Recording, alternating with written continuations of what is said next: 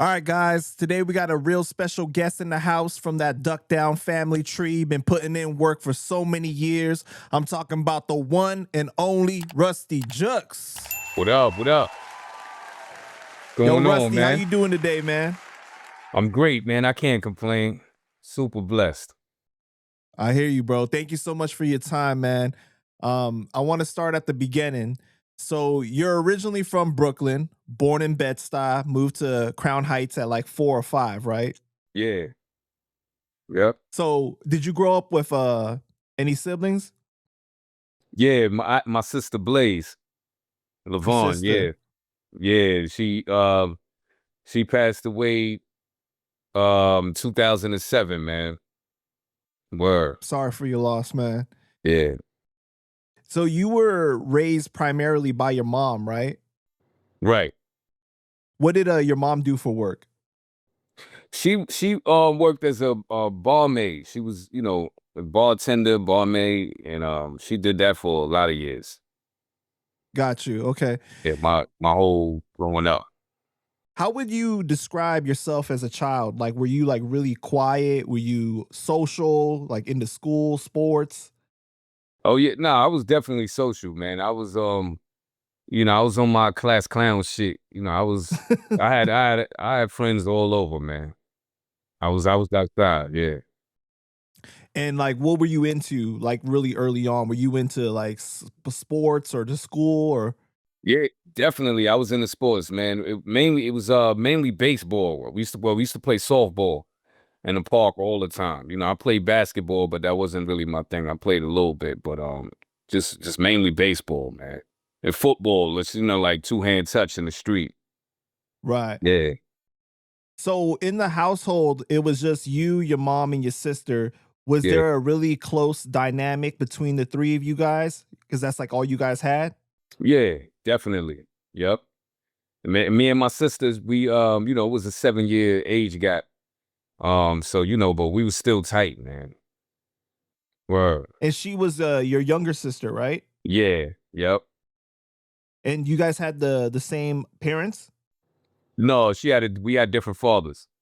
Got you. Okay. Yeah. Was her dad around to like be a stepfather for you or anything? No.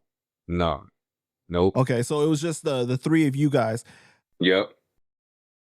And how do you think that affected you guys, like, growing up, it just being the three of you? It was difficult, but we stuck through it. Both our fathers, my father, he had an addiction, and so my parents, they broke up a little early, probably around, I think when I left Bed-Stuy, probably like 3 years old. And her father was very abusive, so I was, super relieved when that relationship was over. You know what I'm saying? So we just grew up, just being tight with each other, man. We were straight after that. Right. So you're coming up in the 80s. Like, help paint the scene for us. What was Brooklyn like during those days? Like, what is the surrounding environment like that you seeing? Brooklyn was like full of love, but it was still dangerous at the same time, man. Like, you know what I'm saying? It was really rough. It was really rough, man. I had a lot of good times, a lot of bad memories, a lot of good memories, man, but I wouldn't change it. Mm-hmm. Yeah. But you felt like it was still a community despite like some of the bad stuff that was surrounding, right? Definitely. But like when you're walking the street and everything, like what are you seeing that is helping shape like your earliest memories? Just like, like we used to be like in Crown Heights, everybody was, this might be in a lot of different neighborhoods, but we was really like everybody was like the whole community, we was Crown Heights, everything, but everybody was like block to block, sticking together. Like I'm from Kingston Ave, so Kingston, we used to be rolling deep. It was probably about almost 30 kids on my block, so we used to be all together all the time. You know what I mean? Like a lot of girls, a lot of guys, and we used to, go to the park and or just be on the block sitting on the steps with each other. Then it'd be, St. Mark's Avenue kids. And we all got together and we had fun. We used to, play manhunt and shit like that, you know what I'm saying, with different blocks. And we all got together like in school, because we all went to the same school, PS 289. I was like right across the street from me. So, that's how we got to know the whole neighborhood, like that, like going to school with each other, being in class with each other. And I loved it, man. Mm-hmm. That's how, right now I got a lot of friends that a lot of close friends, man, from like pre-K to now. You know what I'm saying? Wow. Yeah. But like for like high school, like you didn't really go to high school, right? Like so like you was mainly Nah. like to like junior high? Yeah. But a lot of my homeboys did though. So, everybody was still going to high school. They was either going to Paul Robeson, which was right around the corner on Albany, or they went to Boys and Girls High. That was on Fulton Street. You Right. know what I'm saying? So I went to the Boys and Girls for a little bit. They kicked me out. They put me in Sarah J, which is now Brooklyn and what is it, mama? Brooklyn High School of the Arts. That's where my daughter goes now. And so I went Got you. there for like 2 or 3 months and then I dropped out. Yeah. So what were you doing at that time, mainly? Like what? What you mean, from as a child or when I was in high school? Yeah, because you weren't going to school anymore. Like at that time, like what was your focus at the time? Oh, when I stopped going to school, I was out there hustling. I was just, selling weed. That was my main thing. I wasn't no I sold a little bit of other shit, but it wasn't really serious. My main shit was weed. And mainly because I knew I knew everybody, so that made it. I had a good clientele. I had a good reputation and relationships with a lot of people in the neighborhood. So that kept me good. You know what I mean? I was making money like that, and I knew that wasn't something serious that I would do some time for. You know what I'm saying? So I was like, yeah, I'm gonna do this. In the meantime, until I find work, until I make it with this music business. Because since 12 years old, I was rapping, so that was always my main goal. No matter what job I had, I was always, in the back of my mind, I'm like, this is what I'm gonna do though. You know what I'm saying? Yeah, so In the past, I've heard you talk about also because Brooklyn's known for robberies and stuff like that, and like yeah. I heard you say in the past that like you were doing a little bit of robbing, but like for you, like at that time, that wasn't really something that you did for very long. Like you just weren't into that. Yeah. Nah, I definitely wasn't, man. Some people like, they really into that type of shit because that's who they are. Like they killers, and you know what I mean. I know a lot of killers, and I know a lot of people. I was more or less getting into things just for money. I was surviving. Yeah. You know what I'm saying, and that wasn't really, my heart wasn't into that. You know what I'm saying. So I couldn't keep, my heart was into this music.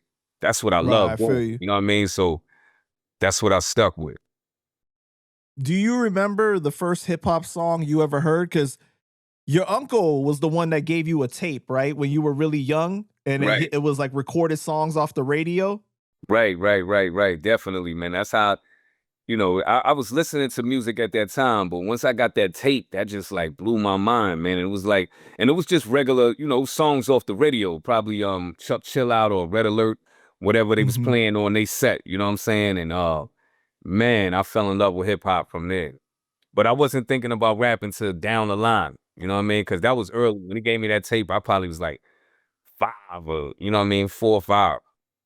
Right. Word. And on there was what you call it, the song "Sexy" and everything, right? From Grand Grand Puba. Puba.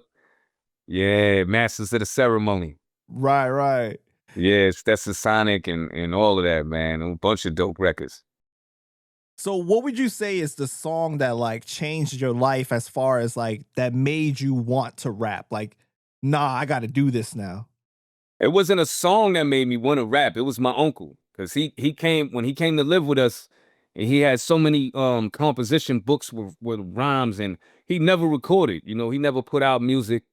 And so, he just had all his rhymes memorized, and he used to say them to me, you know, I used to ask him to kick me the rhyme again, and then I memorized all his songs. Like I memorized like plenty of his verses. You know what I'm saying? So Right.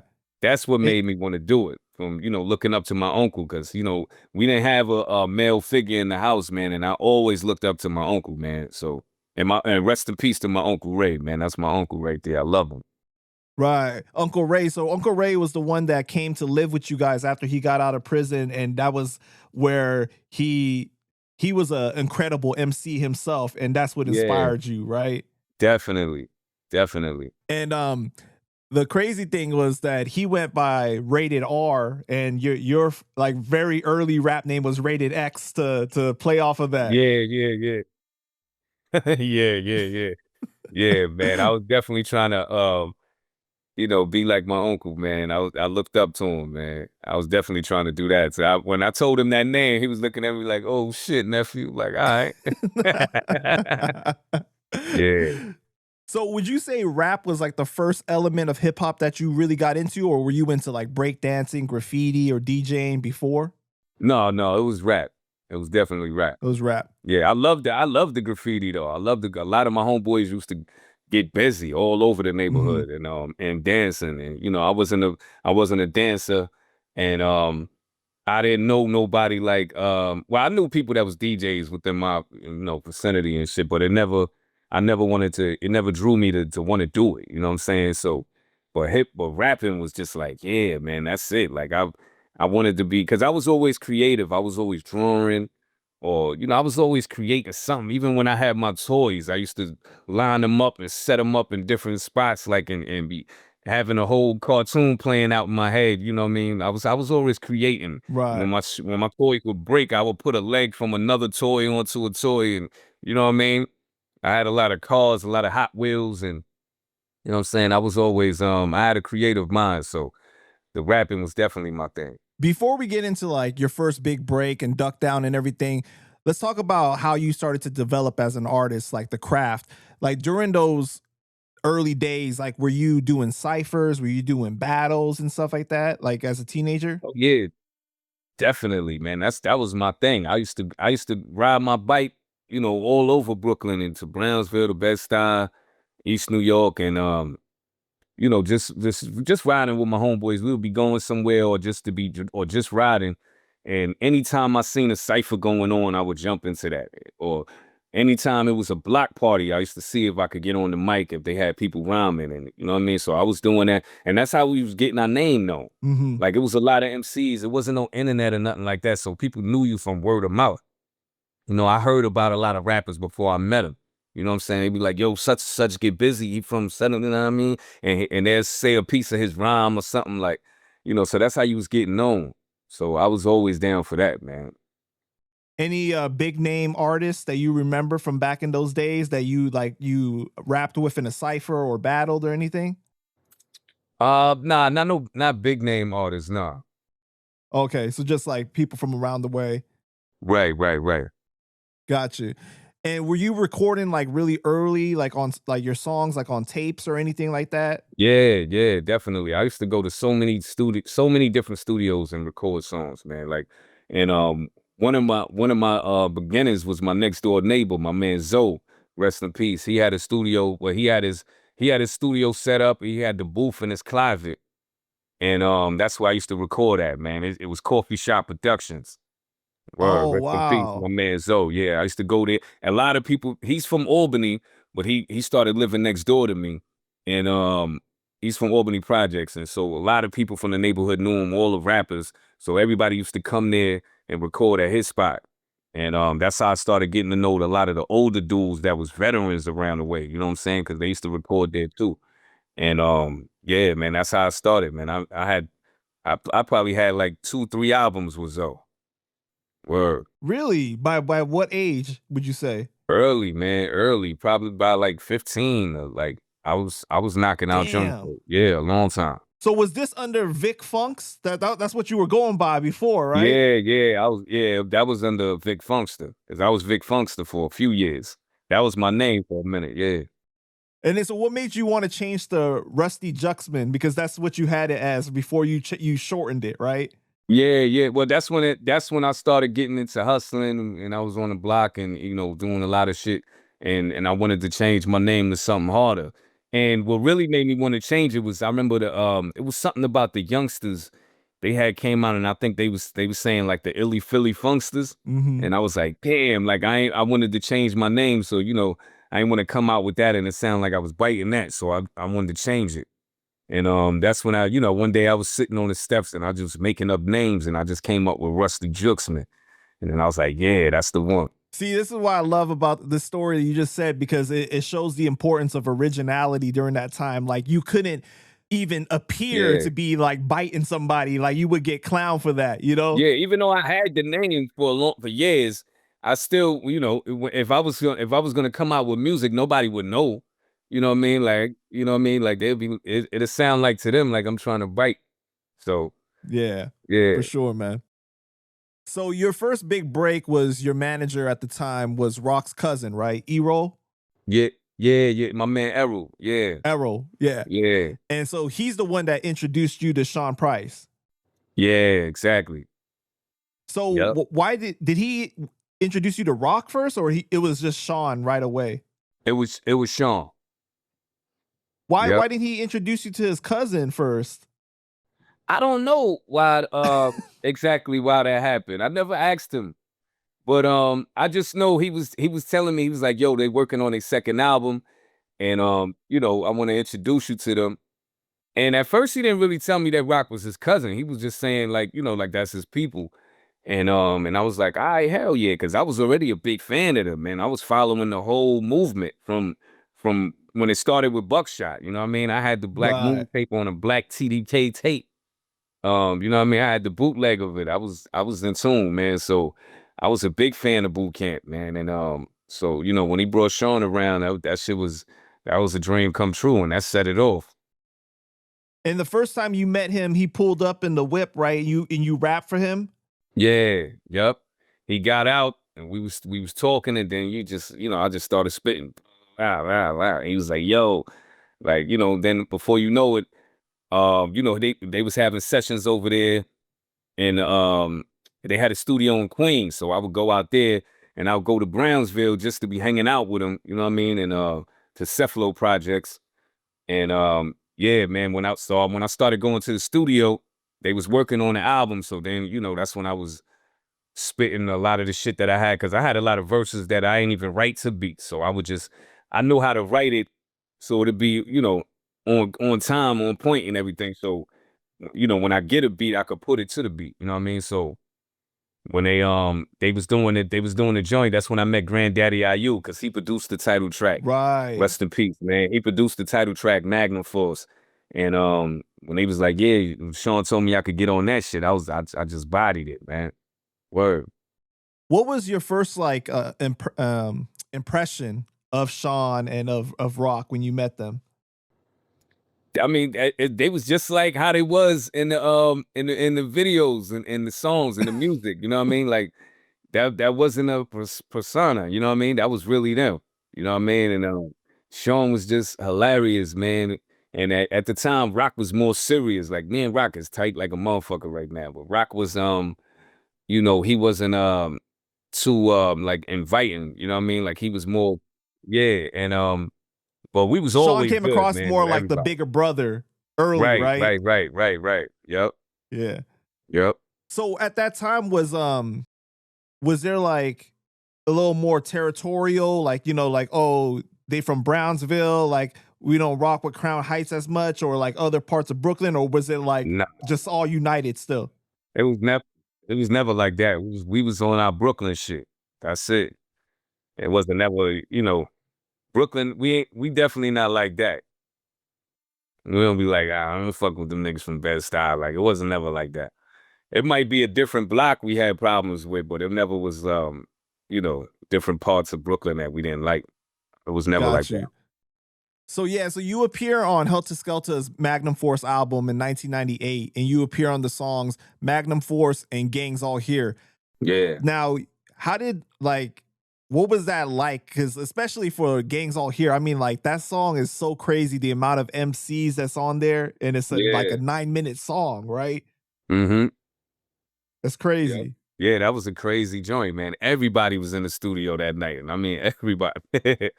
So with my what it was it? I think I had 8 bars. I had to make sure I shined on that shit, man. I definitely did. Word. Right.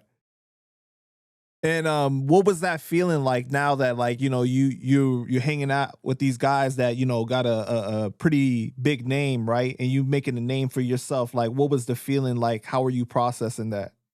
Yeah, man. I was really like, yeah, man. I knew I was on my way because you know, they was established artists. They was on their second project. You know what I'm saying? And they, you know, they had record deals. They was doing shows, getting paid for features and shooting videos. Like, you know what I mean? Like they was, you know, official right there, man. And so that's where I wanted to be, man. Yeah. Word.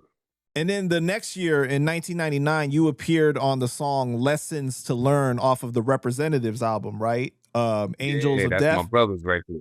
Yeah, yeah. I Right. love that And album. that was Supreme, the Elohim, and Little And Rock, Little right? Who Rock. was just Rockness's little brother. Right. Right. What Yep. was it like working on that song? That was official too, man. Like, yo, that whole album, because I was hearing the album as they was making it. Pardon me, because I recorded my verse. I think they did their whole project too there at Still's crib. Still used to Mm. live in, he was out there in Jamaica, Queens. And so I used to take the train all the way out there and you know, go to, you know, record shit like, and Still was producing at the time too. Like he did a few joints for me. And so when they was working on that album, I was like, yo, I gotta get on the joint. So we knocked that out. That was perfect, man. So when does the deal with Duck Down happen? Because wasn't it like in '99 that Duck Down released the compilation and your song with Sean Price, Live the Life, is on there, right? Duck Down Yeah, Presents. yeah, And then yeah, like then you released like the 12-inch for Fallback and Live the Life is on there too. yeah, yeah, yep. So like were you signed like really early on or like how did the situation happen? No, I wasn't signed with them. I just, you know, I worked with them. I got on that album, and that was it. You know, I was still rocking with them. That was my people and everything, but I wasn't signed to the label. I wasn't as you know, tight with Buckshot and them. Like, I mean, not with Buckshot, with Drew High and them like that. But it was, you know, I was getting Right. to know, you know, everybody through the years and shit. So, you know, it was a built relationship, man. So it was always, you know, I started out, you know, rocking with Heltah Skeltah. So that's what it was. And it wasn't like bringing me to to Drew and Buck like, yo, sign them and shit like that. So it wasn't like that. And you know, I was still doing my thing. I was putting out a whole bunch of singles. I had a lot of singles I was dropping. I was doing shows, and I was signed to DR Period, man. DR Period had a, you know, his Rock Boy label, and I was signed with them and Select Records. And you know, I did a whole project with them, and you know, that didn't work out. I had another project with somebody else. It didn't work out on a whole nother album. And, you know, years was going by. And then I finally, you know, I guess Sean was talking to Drew and Buck about it. And I was in the studio with Buck one time in Flatbush, I think. No, it was in Crown Heights. One of them, I forgot where it was at exactly. But Buck came to me and was like, yo, you ready to start your album? And I was like, hell yeah. And, you know, that's how this shit started. That's how I started doing Indestructible. Got So, you. Okay. yeah. So like were you I expecting was just early on though featuring on a lot of different Duck Down projects for a long time. right, because you were so connected with them, but were you like really like expecting early on that they was gonna be the path like for you, that you was gonna get on like No, I was just you was taking it as it comes. yeah, yeah, I was just yeah, that's basically Got word. you. Okay. Because you also were working on what the East Flatbush project, right? Yeah, You that's what I'm guys did saying. the Yeah, I had a lot of Ruste joints with my Juxx. man Spencer. Yep. Yeah. And that was dope too, man. Yeah. In 2005, you put out the mixtape Reign of Destruction, right? On the Right. mixtape, you got your sister Blaze, right? You got Mirage Black, Yeah. Rob Raff, Banga, Sean Price, of course, you know, with the song Live the Life appears on this. You know, talk to us about your mindset at the time when you're working on that project. Like, what are you thinking? Yo, I see on that album I was putting out a bunch of music that I never released. Like what I was saying with the DR period joint, I had a few of those songs on there, and songs that I had from other producers that I never released officially. You know what I'm saying? So I put a lot of that on there, and then I made up about 10 freestyles because it was like 31 joints on that mixtape, the first one. It was So crazy. it was literally 31 joints, man. And I had and by that time I was on 106 in Park. I was the champion for a minute. So I put a clip from that I think the first battle when I won. I put a clip on there from, you know what I mean? And it was, I was just, letting everybody know I'm ready coming with the album soon, you know what I mean? And then I dropped another mixtape called Slick Vic the Ruler, like right after that. And that shit was crazy too. Right. So that same year, you ended up on 106 in Park, right? Freestyle Friday. And Yeah. like, how many weeks did you win in a row? I think it was 2. Because Yeah. you said that you got jerked, right? Like you felt you Yeah, got yeah. cheated. It wanted, yeah. But it's whatever, man. I was, the reason that they gave, because they never did this before too. Like when they was like, yo, they chose him, but then they was like, yo, we really chose him because it sounded like your second verse was written. Well, his verse was written too. Both of our joints was written. Nobody was like freestyling off the top of the head. We both came with written verses. And so, at first I was upset about that, thinking it was because he was from Harlem and it was Styles P and some Cannabis or somebody else. Cannabis voted for me, but Styles voted for him. I felt like it was like nepotism, you know what I mean? Like Harlem and Yonkers together or something like that. Oh, got you. But I'm a big fan of the locks and shit, man. But later on, I just took it for what it was. It was all right, man. It was dope when the shit was lasting.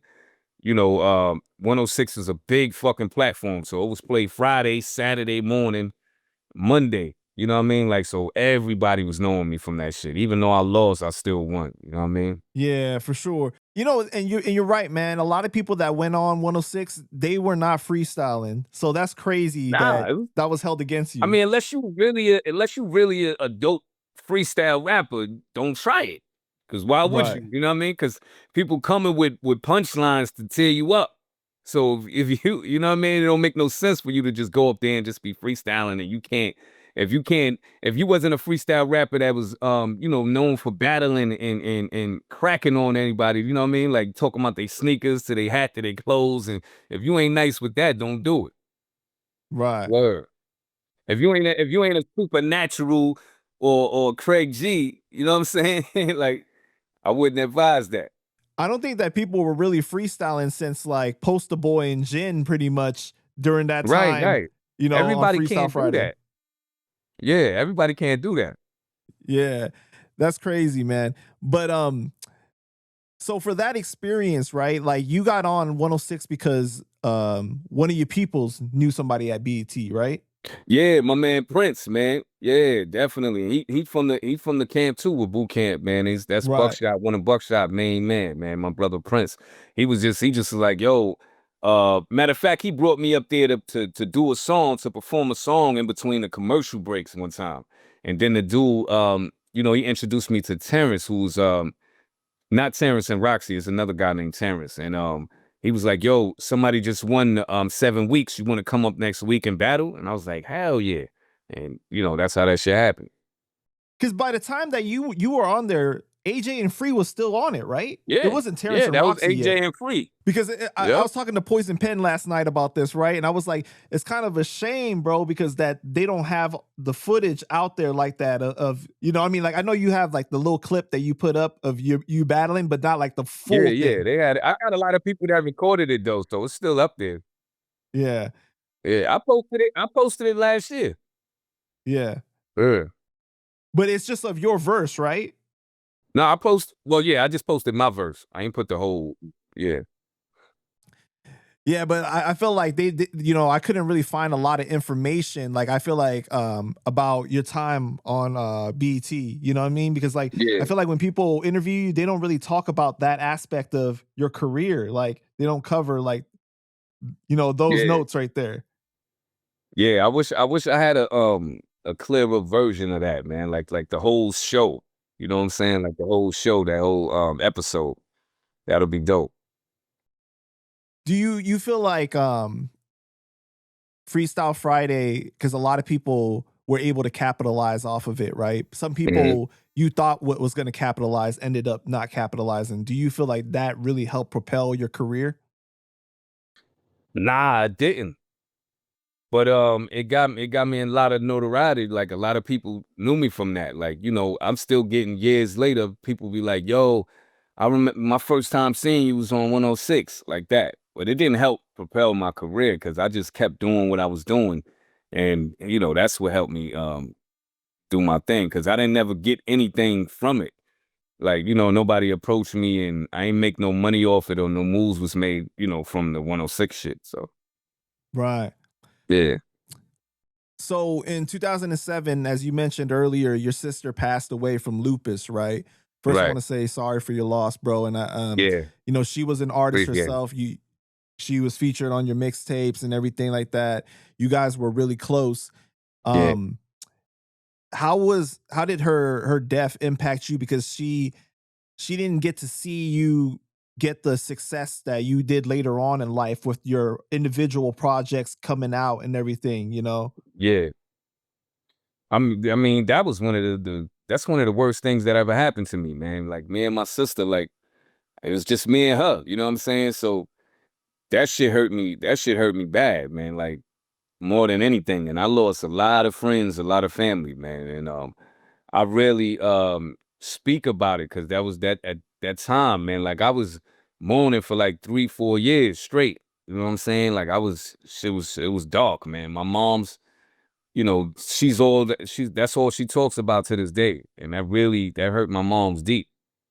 Word. Even though she didn't cry as much as I did. I seen, you know, I seen the impact it had on her, you know what I mean?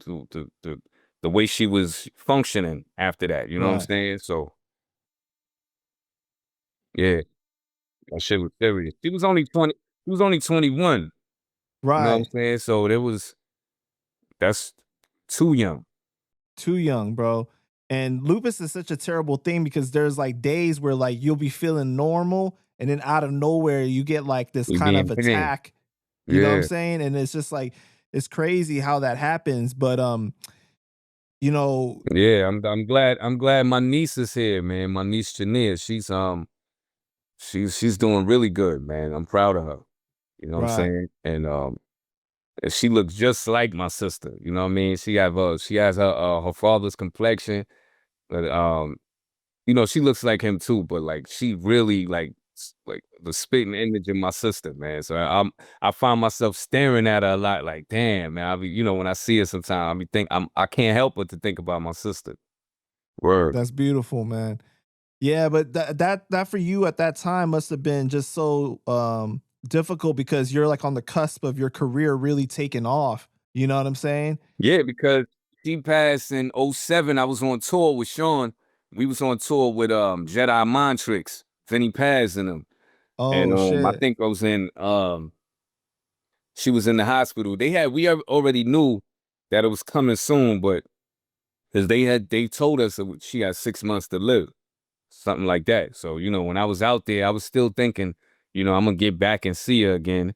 And that's when it happened while we was on tour.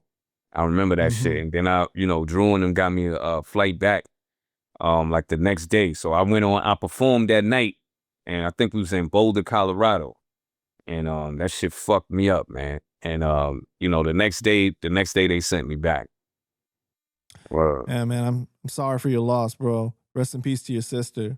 word up. Blaze, I got it on my arm, man. Blaze, rest in peace. Word. Yeah. Your first album comes out in 2008. So, like you were saying, like the whole time that basically you're mourning, you're working on this album too, though, right? Yeah, yeah. And I have a song called Blaze My Fire. Like she's my inspiration. I was like, I think it's the last joint on the album, not the last joint, but yeah, man. And featuring my brother Law. He's another dope MC, man, underground legend, man. He be touring all over. And he knew my sister really good too. So he got on the hook. Cause he's a rapper and a singer. So he sang on the hook. And yeah, that joint came out crazy. And then what Sean did was I had a single called Wipe Off Your Smile on the album. And so he took one of her verses from my mixtape and put it on the song. Like he was like, yo, listen to the joint. So I'm just listening. And I don't know if I was thinking that he was gonna rhyme on it or whatever, but when I heard her voice, I was like, oh shit, that shit was crazy. So she's actually on my album. You know what I mean? Yeah. That makes it even more beautiful, man. Yeah. The album Indestructible, right? The album Yeah. comes out on Duck Down. What was that experience like working on that album during that time? Yo, I was hyped, man. This was like the MySpace era. So I was like posting on MySpace, like, yo, I'm working on my album. Producers, you know, from wherever the fuck they was at, all over the world, send me beats. You know what I'm saying? And I was just picking a lot of you know, the best tracks I could get.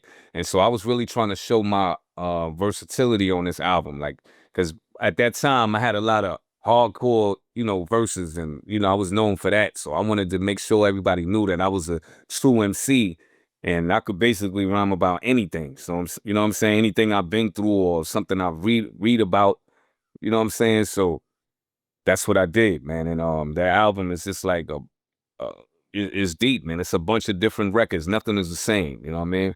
That's why I called it Indestructible. I was, you know, I embodied hip hop on that album. Simpler times in the MySpace era, bro. Like, you Yeah. know, the internet was way different at that time period, for sure. Yeah.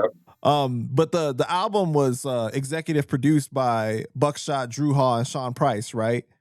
And Right. one of the songs that was supposed to appear on the album was Ric Flair, but you couldn't get the sample to clear, or what was the reason why it didn't go on the album? No, I couldn't find the producer, man. I couldn't find the dude, the producer, man. I don't think he had MySpace.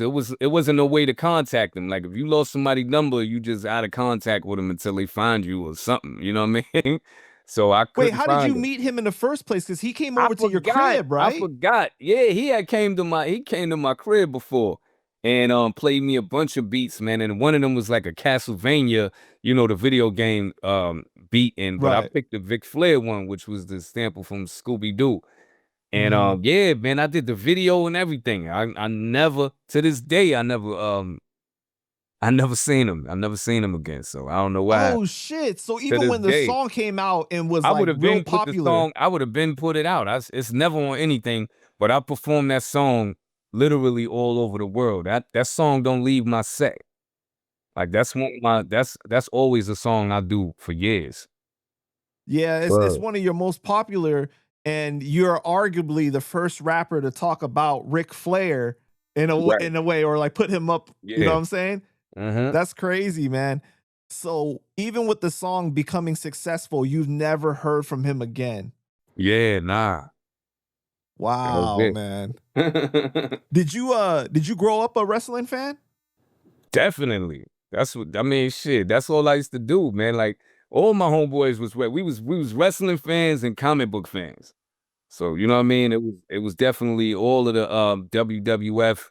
I used to watch the cartoon. I bought the ice creams. You know how they came in the box with the card and shit. It'd be cookies on one side, chocolate on the Yo, for my birthday, my mom's got me the big WWF ring. And I had the you know, the strong ones like the, you know, the I had Hulk Hogan, Iron Sheik, uh I think it was Ultimate Warrior? Hillbilly Jim and somebody else.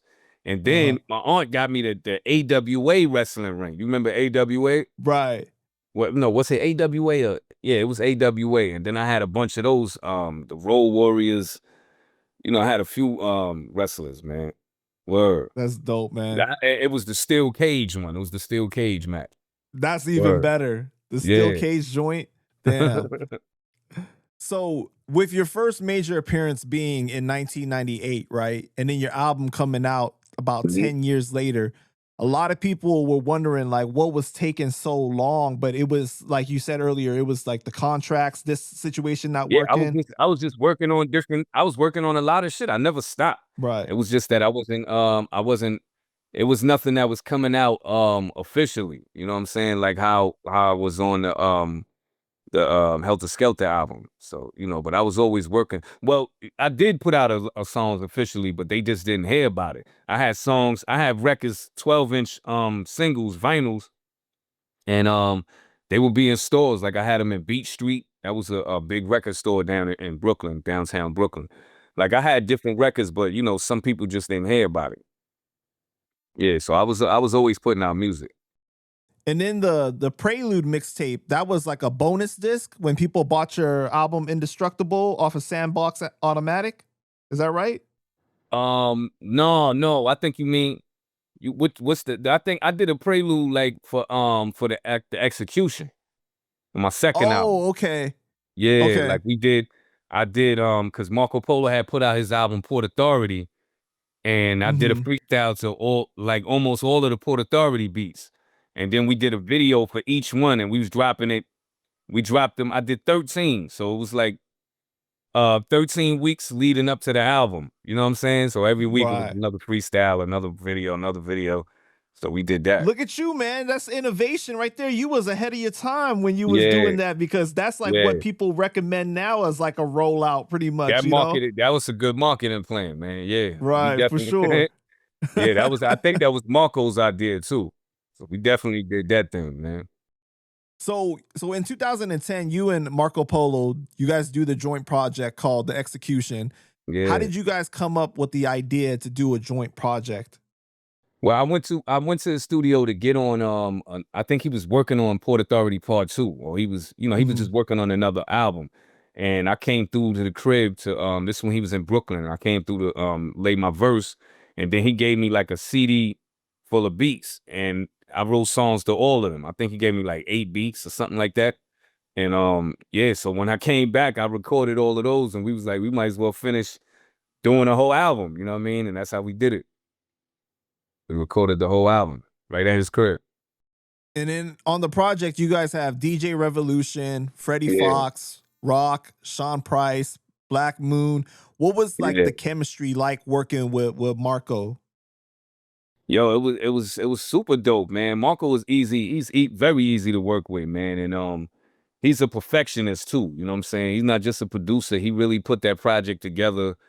You know, we both had our ideas, and you know, we put that shit together, man, and it was a fucking blessing, man. Like we had a dope tour off of the album. You know, Mhm. we did a tour called the Double Execution Tour, because he had an album before that. He dropped the album with Torre, my brother Torre, Right. the Double Barrel. So we called the album, I mean the tour, the Double Execution. You know what I'm saying? We had the tour van and all that. I think we hit like 15 different cities out in Europe. We was everywhere. You know what I mean? We was in I remember you guys Spain. even did like We interviews did a together, dope right? tour. Like the three of you guys? Yeah, we did interviews the whole tour. Everywhere we went, we Yeah. was smashing, you know. Shit was dope, man. We had a dope set put together. You know what I mean? Like it would be a double barrel song, then an execution song. You know what I mean? Like we was going back to back, or we was, you know, while I was ad libbing for him while he was doing his shit, he was doing that when you know, on my song. Like, it was crazy with Marco DJing. And they even thought that at one point the three of you guys would just do something together as a We group did. We or well, not a project, but we did a few songs together. Me, him, and yeah, right, but like a full on project. Like people thought that was gonna happen yeah, because you guys were yeah. just so, you know, in close proximity, working together all the time and everything. Right. Yeah. So on the song "I'm on It," reminder that you said this in 2010. Okay, And yeah. so you talk about basically gangsters on Twitter, computer thugs and everything, and people, you know what I mean, fronting And online basically. 16 years later, how do you think the whole acting tough online, you know what I mean, has like aged now? how was it aged? I mean, Yeah, there's like, still people doing it. I mean, they still doing the same thing. but do you think But it's you know, gotten I worse guess though? people feel comfortable while they sitting, you know, sitting behind that, because they know that nobody's never gonna see them again. A lot of people have pages you don't even see the picture there. So, you know, Right. it just be people, some people I seen their titles of you know, the shit that they write in their bio, like they just there for that. You know what I mean? They just there to you know, fuck with people, man, to be antagonizing. Like that's what they do. So I It's the don't I troll used to culture. I used to in the beginning, years ago, probably a decade ago, I used to go back and forth. But I stopped, man. I was like, yo, what am I doing? I can't fuck I look like arguing with somebody online. Like, it's real corny, man. I'm not from that cloth, man. Right. So when people say shit, I just block them, man. Like my block list is crazy. I block you before you even get to say something else. Like, it's nothing to argue about. I'm not even gonna go back and forth. I think in the beginning, it's like it was still new because it was like, especially with you being from the streets, it's like, man, like you can't talk to me like that, Yeah, And then, yeah, but, yeah. but then You it's know. like it's probably somebody like in the middle of nowhere doing it, and just trying to get you to rage out and ruin your day or some shit. Or some people like just the Even if culture that it it's is. people that got their page open that you can see who it is and all of that and you know where they at. But it's still it don't make no sense. What am I doing this Right. for? If I'm not arguing with you writing a paragraph back and waiting and then you respond and then I'm coming back like that's a waste of energy. Like that's and it's really corny to me. It's It's really disrupting corny. your Yeah. peace, you Yeah. know. I But the culture has changed to the point that it's so much of a troll culture now where like people will still be fans of you and they'll still like to talk shit just to get a reaction out of you though too. You know Yeah, what I my mean? Like it's reaction is just to be blocking you. Like just to block you. So you can do it if you want. And there be people like I be seeing a post, they be like, you know, somebody will make a post about somebody talking shit about them, and somebody will be in the comments like, yeah, he blocked me just because I said such and such. Like, yeah, motherfucker, you deserve to be blocked. Like they be calling you soft because you blocked them. Well, right. I guess I'm soft then, because I Like ain't why gonna you do so all that. thin skinned and sensitive Yeah, for yeah, doing like that? I don't care. You ain't coming on my page saying what you want to say. This my page. But You know what I'm what is saying? that like So for you though to watch now like people really make content doing that, yelling at the screen and like really being yeah, tough that's online and make crazy. money off of it? It's insane to me, man. It's insane. I know I see your character. Yeah. I know you really ain't like that. I know you not like that. When you do all of that and you point gun and you all in it like, yo, it's really crazy. That's crazy. You'll never see me do that, man. Never. But I feel like the internet has driven people to be crazy because even people that you thought were real dudes before, like they get lost within this culture, and like we've seen people incriminate themselves off Yeah. of trying to get clout, trying to get likes and views and stuff. Right. It's And they talk crazy, about a bro. lot of shit. It's certain shit that happen in the streets that need to stay there. Like I say certain things, but I'm never saying anything that's gonna incriminate me. Right, Never. for sure. Like I don't even what am I, I guess they want people to think of them as a certain way. Like I don't want you to think of me like that. I want you to think of me as a dope MC. I want you to, this is what I am. I'm a great father, you know what I'm saying? A husband. Like this is the things that I want people to know about me. You know what I mean? Like I don't care about that gangster persona. Like I stopped talking about killing people and all of that shit in my rhymes for like almost 10, 15 years. When I say something about killing it, it's about killing MCs with balls, you know what I mean? Killing these, that's it. I'm 48 years old, man. I'm not doing none of that. My oldest is 20. He gonna be 28 this year. You know what I'm saying? I got an 18-year-old. My friend Boogie's 18. My daughter's 14. I ain't doing all of that, man. Right. Word. I'm just a family man. I make music. All right, so can we talk about the days when you went by Day Day and you was top flight security, Craig? Yo, security, worker security was the easiest thing to do, man. Like, I just paid for what was it? You pay couple dollars for the certificate, and then later on you get the license, and you know what I'm saying? Yo, when they first started me out in doing the security, right? When I first started doing the security job, they was having me in the residential, they had me in the project buildings. Like I was in two different projects. One time I was in Bed-Stuy, what was it, with Roosevelt? And then another time I was in another part of Bed-Stuy, and I was in the hood with them shits. And then as I was working there for years, I even worked at Dwayne Reed, you know what I mean? And I wasn't one of them security guards that be, you know, trying to stop people from stealing. I ain't give a fuck. You stealing, you stealing. You know what I mean? As long as I ain't, you know, wasn't getting in you know, involved in the shit. Like I had a homeboy Al. He was a fiend. He a fiend from around my way and shit. He came in and he seen me. So I feel he thought like, yo, this is a field day. Russ working security. Yo, he was stealing everything. He was in the aisle with all the toothbrushes and you know what I mean, the electric toothbrushes and shit. So a lady came to me and was like, yo, the guy's stealing over there. And I was like, oh man. So I went over there. I'm like, yo, Al, when I came down the aisle, he was putting shit in his coat. I was like, yo, you gotta go, son. You gonna get me in trouble. Like they gonna think, you know what I mean? I ain't want them to know I knew you and shit. But yeah, man, as I started working at down the line, they was putting me in like the Estee Lauders and Origin and you know, Oh like shit. Ralph Lauren stores and shit like that. I was working in the business buildings and shit. Yeah, man. So, you know. What years was you working security? Um, this was I was doing it off and on. Like when I wasn't doing tours and shit, I was working, man. Cause I had my son with me. Lil Vic was you know, I was a single father. He was living with me since he was like 3. And so I was always working. And security was one of the easiest joints. Like if I go on tour, I'll be like, I quit. I go on tour and I come back, I get another security job. It was easy to, you know what I mean, to work somewhere else. Right. So Can yeah, we it was like probably around when I was doing the execution and all of that. Yeah. can you talk about like working a regular job as far as like trying to secure yourself financially, you know, while you setting up your dream and you trying to pursue your dream? Because I think that sometimes people try to be like, oh, just quit your job and that's the only way that you can make it in your dream. But it's like you in your situation, that's No, not but you reasonable. can't do it until you really ready to make it unless you know you're gonna be making money from the music. It don't make sense.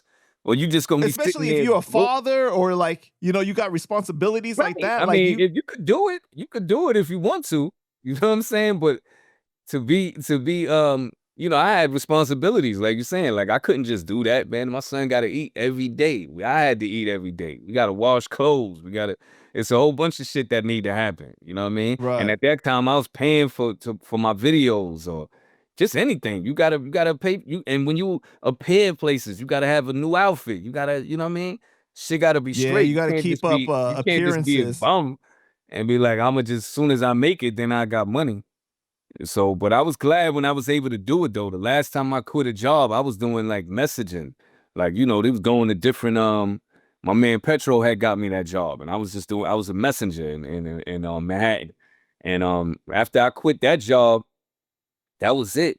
You know what I'm saying? So I ain't been working in probably like, I don't know, 16 years, something like that. I've just been Mhm. hip hop. It's just been hip hop money ever since. Just raising my kids off of that, man. And I'm blessed to have a fan base that I could really, you know what I'm saying, that's standing 10 toes down with me for the, you know what I mean, from the jump. And all of the joints that I've been doing over the years, it really paid off. You know what I'm saying? Right. So I just get paid from a Definitely a lot of blessing, different man. things. I shoot videos. I got my own studio. You know what I'm saying? I get paid for verses. I get paid to shoot videos. I get paid uh to do albums. You know what I mean? Like I did a lot of my, because what I got like 34 albums. Like a lot of my albums, Yeah, the man. producers paid me to do the whole project. So you know what I'm Right. saying? This is what I do, man. This is what I do for a living. Yo, so when you was working security, did you ever get to whip anybody's ass? Nah, I didn't. I would never get into. I don't give a fuck what they was doing. If you was stealing, you was stealing. I ain't no company man. Like they expecting. You stealing, I ain't give a fuck as long as I ain't. Hey, listen, man. And first of all, one of the things that they tell you when they telling you about the job, you're not supposed to put your hands on nobody. Right. That's not your job. You're not supposed to put your hands on nobody. You can't do that.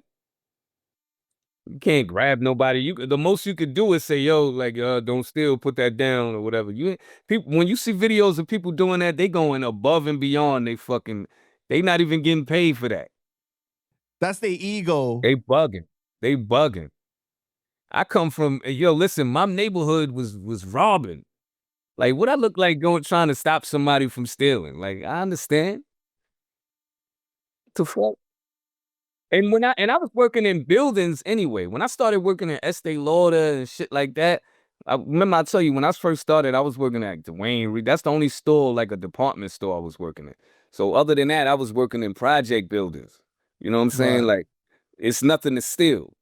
So, you know what I mean? So when I started working in them, the mother stores, it was nobody was gonna steal like it because it was like in a building where it's a building where everybody work in the building. So then we have a polo store inside the building. So everybody that came in there, they had to have a badge on from their job. You know what I'm saying? In order to shop there. So they wasn't stealing. So it was never, I was never in that situation. So you never wanted to get into like armed security or anything like that back then? Nah, nah. It's too much, huh? It was more money. It was way more money. You know what I'm saying? With you when you got the gun, but I ain't trying to get into all. You get shot when you do that. Yeah, Once you got the gun, that's a more serious. That's more serious. I ain't trying to get into all of that. for sure. Whoa. So then you put out your second solo album, Adamantine, right? Yeah. Featuring Supreme the Elohim, Wordsmith, Torre, Yeah. Sky Zoo, Reek, Sledge, Ill Bill, General Steel, so much, Yeah. man. How was you trying to approach this album differently compared to like the previous one? And I dropped those in the same year too. Like the Execution and Adamantine dropped like the same Exactly. year. Um this one was just, endemic. He's a producer from the UK. And this is I ever since the Execution, I was like, because one of my favorite groups was Gangstar. So always wanted to do albums with just me and the producer. You know what I'm saying? So every album after that is just like that. I probably got some other albums, like one or two here and there, but mostly I You wanted to like the do. cohesiveness of it, Yeah, I of like like to do the having. album with just one producer. So when I linked up with Endemic, it was, he had a whole nother vibe from Marco. He's from the UK. And so his beats, I just whatever I was getting from, like, this is what I'm gonna say on this is how I feel about this track right here. I just went with it. And then, I was just getting features from a lot of my hip hop homeboys and shit, my brothers, man. Sky Zoo, he always come through for me. And we made that shit crazy too, man. And I introduced a lot of my homeboys, like Bangkok Family. This is like one of the first joints we got together all together, on a song called Killer Crown Heights. You know what I mean? Mhm. So yeah, man, that the album was crazy to me too. How did the track Rap Assassins come about with Ill Bill? I think I had the joint, and I think we had just did, matter of fact, I had just did a tour with Ill Bill. Me and Sean, we was on tour with Ill Bill for like 50 shows, something like that. It was a crazy 2-month long tour. And we was everywhere, man, all over America. We was in Canada. And you know what I mean? I had a relationship with Ill Bill, DJ Eclipse. Shout out to DJ Eclipse, man. You know what I mean? And we was always good from then. So, right after that, I was like, yo, I gotta get Ill Bill on a joint. And you know what I mean? So he came through and rep that shit. Word. Yeah, for sure. You know what I feel like people don't give you enough props for is like your willingness to experiment with different sounds and stuff like that, like working with so Yeah. many different type of people. You Yeah, know what I yeah, mean? yeah. My feature list is crazy. And Yeah, I'm not even talking about with my albums. I'm talking about like just me being featured on different, like, I got a crazy catalog of features, man. for Word. sure. So in 2012, you put out Hard Body Hip Hop with Kaio Itachi, right? Exactly. And this was your first release that wasn't on Duck Down, pretty much, right? Right. No. All my projects wasn't only I only have about 5 projects on Duck Down. No, I mean up to this point though, right? Wasn't this the first one that you didn't put out on Duck Down? I think that was the next one.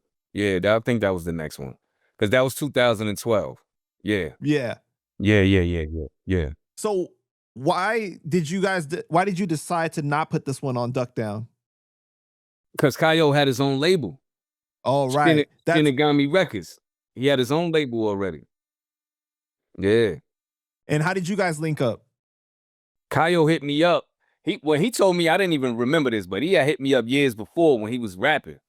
And I forgot what he went by as a rapper, but we never linked up then. So when he was a producer and he hit me up, that's when we started working together. Yeah, just from online. Like I didn't know him, but we did a whole project together. A lot of these producers that I did albums with, I never met. A lot of them. And yeah, so like me and Kyle, we did an album. I ain't meet him until he came out and we started shooting videos for the album. Word. So you didn't even know what he looked like or anything like that? Nah. I thought he was Japanese. Kyle is a black man. He's a black man from France, man. A big dude, man. That's my brother for life. I love Kyle Itachi, man. I swear to God, I ain't know what he looked like. He on his profile picture, he had the mask. He had the Shinigami mask. Word. Right. I thought he was Japanese. But he was just into anime back then. Like nobody I knew was into that. So that's what I thought he was. Word. And you guys had some crazy features on that album with R.A. the Yeah. Rugged Man, Vinnie Paz, Rock, Black Poet, King Magnetic. You know, how did the record 3 the Squad Way with Vinnie Paz and Rock come about? Yo, I was just like, I knew that type of beat could go, Rock would be ill on that shit and Vinny would be ill on that. So I just called out the shooters, man. You know what I mean? And Vinny came through and murdered that, his voice, and then Rock just bodied that. Like, did you hear their voices on that joint? Like that shit, the flows, the bars, like it was just incredible, man. I think we could shoot a video for that shit, even though that shit is mad old. We need to shoot a video for that. Yeah, I think the fans would love that, man. But they cadences, like it fit perfectly for that song. Yeah, You know, you did a good job choosing them for that beat in particular, though, man. That's crazy. That was dope. But on that song that you rap, basically, kids get murdered over spitting a whack bar, but still everybody want to be a rap star. The money, the fame, the lifestyle, sounding like 10 brothers in the game right now. Same tracks, same tats, same cable, same style, different city, different label, right? So like, do you think in today's climate, we have seen more of the trend following, or are we finally coming out of that now? Because I know at the time you did this. I think hip hop has been like that for a long time. So, you know what I mean? It's always, a lot of rappers that sound alike, but then it's a lot of artists. If you you got to know what to listen to. It's a lot of artists that's original, man. That's authentic, and that's fucking dope. You know what I mean? It's just what you choose to listen to. Some people some people listen to a lot of mainstream artists that sound alike, but some people listen to the underground sound where everybody is just crazy with it. You know what I'm saying? So it's a lot of mainstream artists that's authentic too. So it just depends on what you listen to. I think the problem is that like in the 90s and 2000s, the mainstream still emphasized originality a little bit more, right? But then now it's become where it's like acceptable to everybody to be, how like before, like each coast would have their different sound and everything like that, a little bit more, a little more distinct. And then somehow it got blended more. And then like because of the commercialization of hip hop to another level, it became more like, everybody's on the same kind of wavelength of like doing shit, the same way, basically. Yeah. But do you think that, I know at the time when you spit this was 2012, it was a lot of that going on, right? Yeah, that's why I was saying it. Yeah. But do you think that it's gotten better now commercially, or do you think that it's still in the same place? Yeah, because I hear a lot of different dope artists commercially, man. Like, like I was saying, my son is 18, my daughter 14, and I listen to, they let me hear a lot of shit that they listen to, and so I hear it. You know what I mean? Right. Like I hear the diversity, man. It's a lot of different dope artists, man.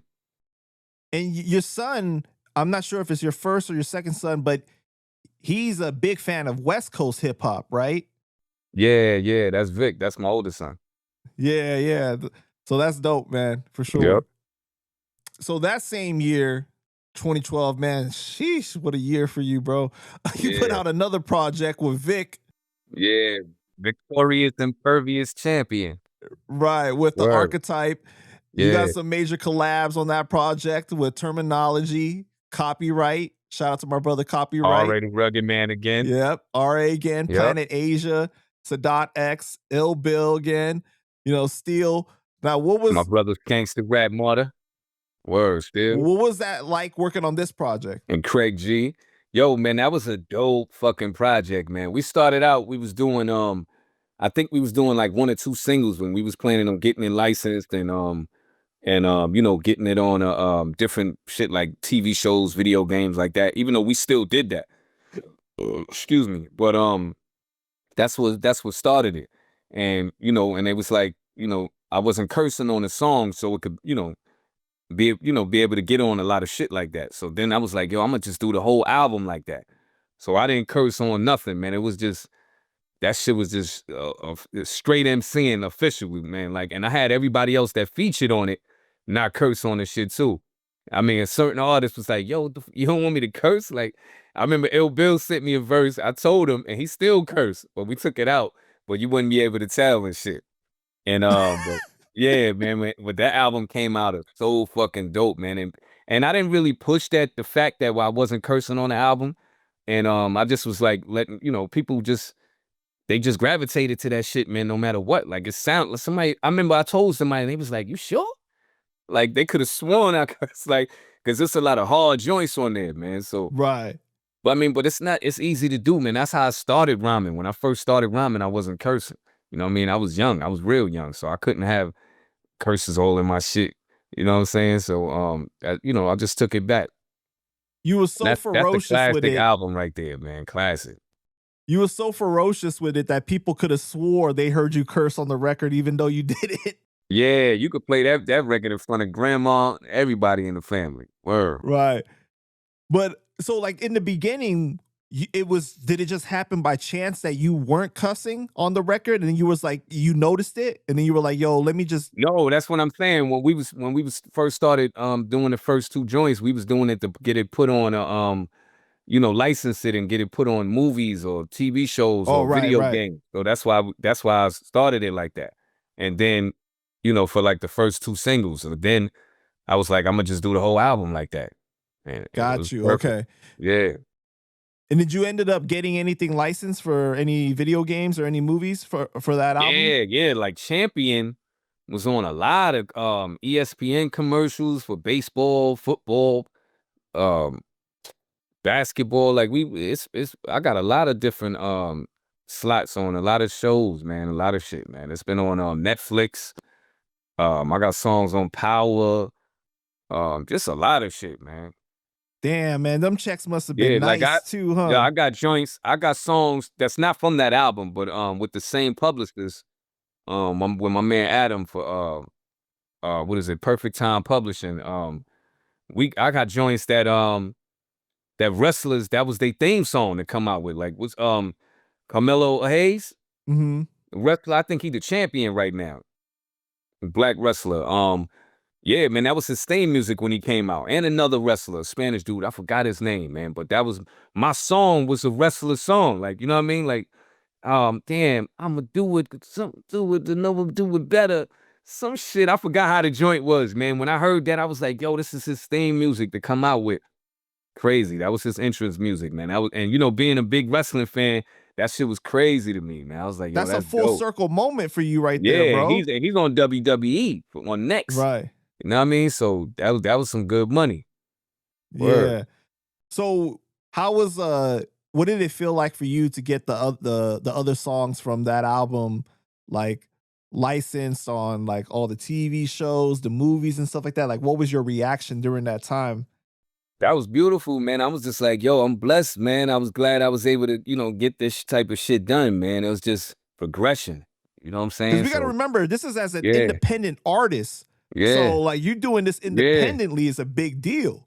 yeah. Like people would hear me on baseball game. They be like, they'll write me on Twitter and be like, yo, I think that was Russ. Was that you on this song? Or they be telling me, and then I go look it up, and then I hit my man Adam like, yo, we get ready to get paid from this joint. He be like, yeah, like People would tell me about shit that I wouldn't even see because I'm not a big sports watcher. You know what I mean? Right. I watch boxing and UFC. So, you know what I mean? I wouldn't be catching all the basketball games and shit like that. So yeah, people would just let me know. And that's how I found out about the wrestling too. And then I seen it on YouTube and I was like, oh shit. Shit was crazy. But Yeah, that's what I man, that's did it for crazy. anyway. So, you know, I'm just glad somebody they took it. You got any crazy stories from this album? Like behind the scenes stories? Which album? VIC? Yeah. Um, nah, I don't got no crazy stories, man. We did most of them. We did like one or two in the beginning, and then I came out to Boston and finished the whole album, man. Like at the Archetype Studio, the Bridge Studio, and I came out there and just recorded the whole shit. My son was with me. It was a big ass space. He was just running around. He was young at the time, but he wasn't that young, but he was like, I don't know, like 9 or 10 or something like that. But anyway, he was just chilling and I was just writing the whole rest of the album for a few days. I was out there. I had a big ass jar, some crazy shit, some greenery, and yeah, man, I just knocked that whole project out, yo. What was it like working with copyright? Cop is dope, man. He sent that verse in. Yeah, man, that was a dope joint. Matter of fact, on that song, when he laid his verse, I was like, yo, he was sliding on that shit. I just used his whole flow, and I did the same thing on my flow for the second verse. And then the third verse, I did my own, you know what I mean? But I was like, yo, I gotta keep that shit going to make it, you know what I mean, an official record. Like if that shit, the way he flowed on that shit, I was like, yo, I gotta kill this shit. I came in with the hook different, but the same flow he used on his verse, I used on mine. Right, Oh, right. For that shit sure, was man. Shout out smooth. to copyright. Yep. All right, so in 2013, you and Versus the Best put out Ready to Juxx, right? VS the You got best. Yeah, yeah. See, I did put rock with producers from all over, man. Marco from Canada, Archetype from Boston, Kyle from France, Endemic is from the right. UK, and VS the best from Philly, man. Yeah, and that was he came up with that title with Ready to Juxx, and with the theme, and I was like, yeah, I just ran with that shit. And that was a crazy album, man. I'm glad I did that one. We did the whole, I was a big Biggie fan, so to pay homage to him and and that effect was it's fucking dope, man. Yeah, for sure, man. And you had Sky Zoo, Nutso, Yeah. Rock, you know what I mean? I was just talking to C the Cuban today, and he was bigging Yeah. you up and everything because Nutso was his man, right? Right, right. Yeah, yeah. So he was shouting you out, man. And he had done but the best to say about you. Nutso's my brother, man. Nutso is a good dude, man. Word. Salute the Queens, man. Word. Now, one of your most personal songs is Bottom to the Top, right? Right. On the song you talk about growing up, um, and basically you ain't have shit growing up with just your mom and your little sister, and your dad was missing, and he had Mhm. issues with substances, and he passed away when you were just 10 years old. Yeah. Now, I know your Uncle Ray, he helped fill a lot of like void for you as far as like having a positive male role model in your life and everything, right? Mhm. But how do you think that affected you as far as like not having your dad around early on? It affected both of us. I mean, it hit us hard. Like my sister she always needed her father's love, man. Because you can't, you just got one parent, you just get dealing with, you know what I mean? You need a two-parent household, man. Like that's a boy and a girl. You need your father in your life, man. That's why You I'm need such that a, balance. that's why I'm such a hands-on father, man. You know what I mean? Like I ain't never, my kids can never, they will never grow up and say, you know what I mean? The shit go through the shit or feel the pain I felt. You know what I mean? I always like I'll be upset with my mother and I'll be like, damn, I wish I could go live with my father, but I couldn't live with him. You know what I mean? When I was little. And then he passed at 10. So that was it. I was just, it was just in there with my moms. You definitely need your father, man. On my latest album, on my new album, I don't want to skip all the way ahead, but my latest album, I got a song called Where Were You At? Where were you? where were you at? And I'm talking about my pops and shit. That's the first time I did a song about him. You know what I mean? Like I spoke about him before, but now this is like a whole song. Word. So you know that shit still affect me to this day. Right. I mean, like that's difficult stuff, bro. You know what I mean? Like at that time when he wasn't around, did you have conversations with your mom, or like did she help you process that, or like it was just something that you had to deal with as you were growing up to like understand as time went on? I mean, I knew what it was. You know, he was already gone, so it was nothing. You know, it was just I had to just figure shit out. Right. And you need a man to teach you how to be a man.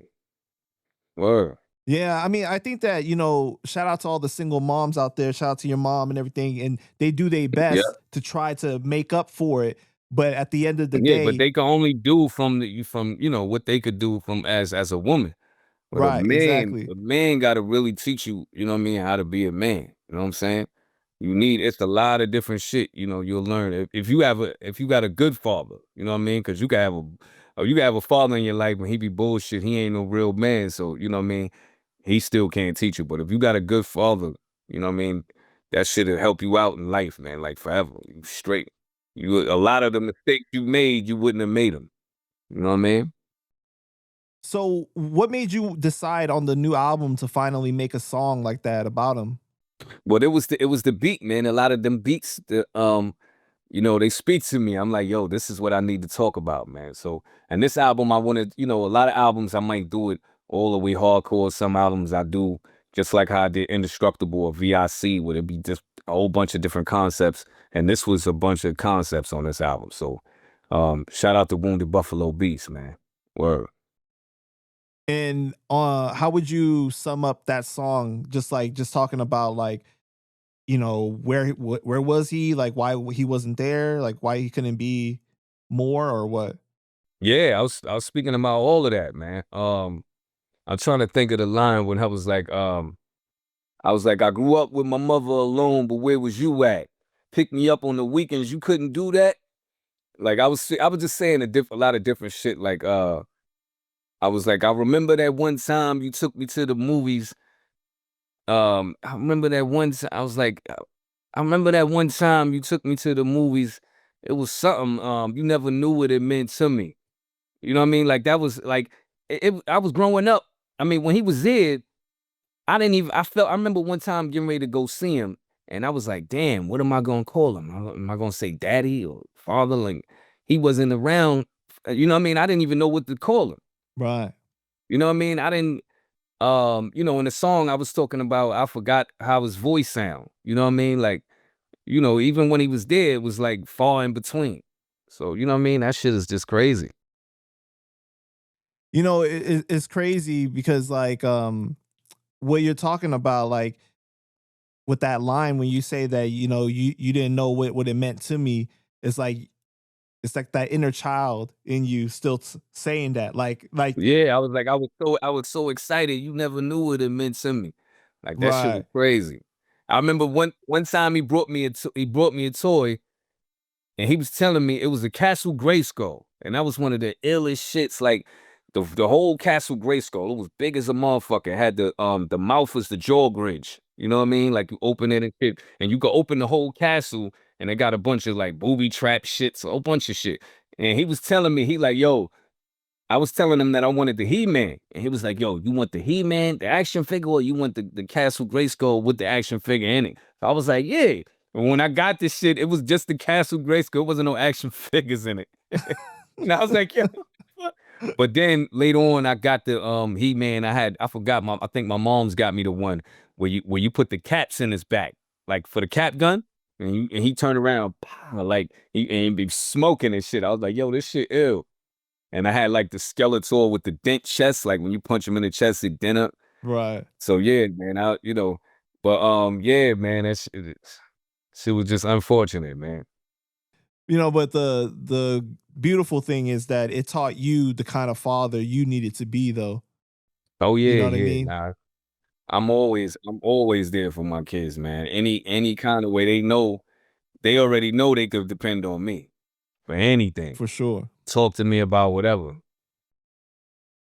Tell me about Death by Stereo project that you did with Beat Bruisers, Pause One, and Mando the DJ that came out in 2015. Yeah, salute my brother Pause One, man. He another good dude, man. Just like my man Nusso.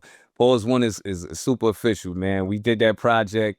That shit was official. I came out there. Matter of fact, I did one song and then I shot the video. Like I shot my part. No, what's I did with them? I know. I think I came out to Cali to perform, and then I shot Mm, the part for the video, and then they started sending me songs when I got back to finish it up. Pardon me. And that whole shit was dope, man. I love that album. yeah. Word. So on August 8th, 2015, Sean Price passed away. Do you Mhm. remember where you were when you got the news? Yeah, I was in the bed and I had just got up and my wife was telling me, she was like, yo, cause she seen what Bernadette post, his wife, Mm-hmm. Bernadette Price, she posted about it. And I was like, what? Like, and I went to look. And then when I called her, somebody else picked up the phone and I heard her crying in the back, and so I knew it was real. I was like, damn, crazy. I'll never forget that day. You remember the last conversation that you had with him? No, I don't. I remember the last time I seen him when I was at his house. I was at his, at the crib. But I don't remember, I think he was playing me music from his new shit. You know what I mean? I forgot what I had. I came over there for a reason too. And my son was supposed to come with me, my son Boogie. And he was asleep when I left. And he was telling me like, yo, I want to go. But when he was asleep when I left, so I left him sleep. And when I was over there, he called, my wife called and he was on the phone. He was crying like, yo. And I was like, damn, Boogie, I should have just woke you up. And Sean Price was his godfather. So, Sean loved him, man. All of them and shit. But so I was like, damn, it was crazy because that was the last, he didn't get to see him after that. And I was like, shit, man, that shit was crazy. When you think of Sean, right? Like what immediately comes to your mind? Like, is it like a happy thought or is it like, Definitely, okay. definitely. Always smiling, man. I mean, of course, I seen him, I knew him for years, so I knew him his ups and downs, when he was upset, when he was happy or whatever, but mostly happy, man. Word. Mhm. And if you had to describe him to someone that didn't know him, like how would you best describe him? He was very, like, he had a great sense of humor. He was super intelligent. He could talk to you about anything, man. He was well read, man. Like he knew about a lot of things, you know what I'm saying? And he was a man's man. Like, you know what I'm saying? Sean had a lot of respect. A lot of everybody that knew him respected him. He showed a lot of respect too. He gave respect and he got a lot of respect. And nobody's perfect, man, but he did his best. And that was enough. Word. And shout out to Bernadette, man, Big shout out to Bernadette. She working on her new album right now, produced by two bangers. Crazy. for sure. I heard that whole shit almost. You know, with Sean, man, it's like everybody that I've spoken to about him, they always say like the best stuff pretty much. Like it's just like Yeah. the type of person that he was, you know. And I know that you guys had kind of like a brotherhood that was like he was Hmm. almost like a mentor to you in a lot of ways, right? Yep. Early on, Yep. you know. I got about 5, 6 rest in peace songs to Sean P, man. Word. Yeah, you know. I said it all already. In 2016, you and Kyle Itachi come out with your follow-up album called Meteorite. The Yeah. album cover is fire, by the way, right? Yeah, yeah, And on that album, you got the song Universal Sean with Rock, paying homage to Sean Price. How yeah. did that song come about? That was the last song to work on the album. I had one more song to do, and when he passed, I knew I had to do it. No, I think I had like 2 or 3 songs to do. So I was telling him I needed a beat like that. So when he sent that one, I knew that was it. And Mhm. I got Rock on the hook. He didn't even rhyme. He just spoke on the hook. And I got his brother, his brother Stuck B, and You know, he spoke at the end of the song, and that video was fucking the views was crazy, man. All the fans. It's a heartfelt song, you know what I mean? Straight from the heart, man. So everybody in the video, Sean, Little Sean, Bernadette Price, the whole video was crazy, man. That's an ill record. On that song, you say exactly that, though. You know, you said that Sean was the mentor, Juxx was the Yeah. protege. Yeah, everybody knew he was the sickest with the poetry. You know, Yeah. so it's it's crazy, man. Like I know you must have like so many stories with Sean, but like, what is like Yeah. your favorite memory with him? One of my favorite memories. I don't know, man. I got so many good times with him, man. Just yo, I just him cracking jokes on me. You know what I mean? Like yo, cause we used to go back and forth. But yo, he's so funny, he make you laugh at yourself, you know what I mean? Like he don't stop. So he gotta be the center of attention. Like one of the things I loved about Sean, like anywhere that we travel to, or we in a cab, we in a car with somebody, he had to sit in the front seat on the passenger side, and he putting his music on, and everybody gonna listen. You know what I mean? Everybody gonna listen, and you gonna love it. Word. Even if you was at the crib, he putting that shit on. He was an MC. Like this is what he did. Like that's how he really boasts. Like what? Yo, I got some new shit. Da, da, da. If he wasn't spitting in acapella, he was putting the music on. You know what I'm saying? I love that Right. shit. I've interviewed so many people that knew Sean, you know what I mean? And one of the stories He definitely wasn't. He wasn't a humble guy. He was like, yo, I'm the best. Word, and he was. He was. it's almost like, you know, some people got that charm about them that they can get away with certain stuff that other people Yeah. couldn't get away with. I mean, it was true. So you Right. just be like, yo, you just love that about them. You know what I mean? Because some people they rap and they could be so dope, but they don't. That's not what they talk about when they around people. Like you know what I mean? Like Right. I'm not like that. I don't. You know, a lot of people that where I live and shit, people don't know I rhyme, and I don't care about if they know. You know what I mean? Like I just be living my life and shit. But some people, that's just who they are for real, for real. Like they just. You know what I mean? Just exude hip hop like that. Right. Like there's no separation between like them as a civilian, like you Yeah, know, yeah, and yeah, yeah. yeah, I got you. One of my favorite stories though, and I'm sure you probably heard it already, is from Illa G, where he talks about where he was having a dream about Sean, and he did you hear this one? Where he had a dream about I Sean? think I did. Yeah, Yeah, yeah, and then because the Duck Down page posted like my interview with Copyright, and we spoke about the Illa G part, and he put the clip in there. But it was where he's having a dream about Sean, and he wakes up to realize it's a dream, but Illa G's girlfriend is laying next to him crying, right? And she says that yeah. Cause she she heard sees everything.